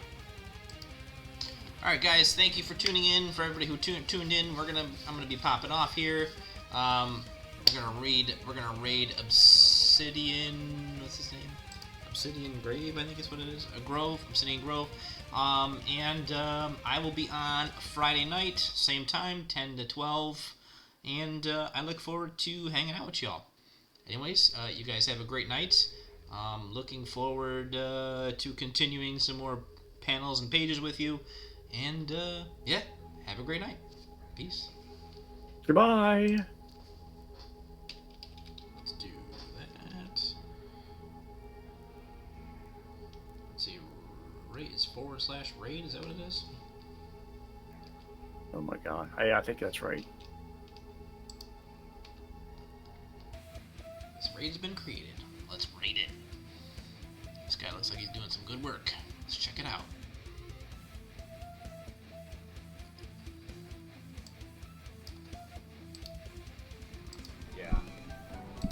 think about how small it is. Yes.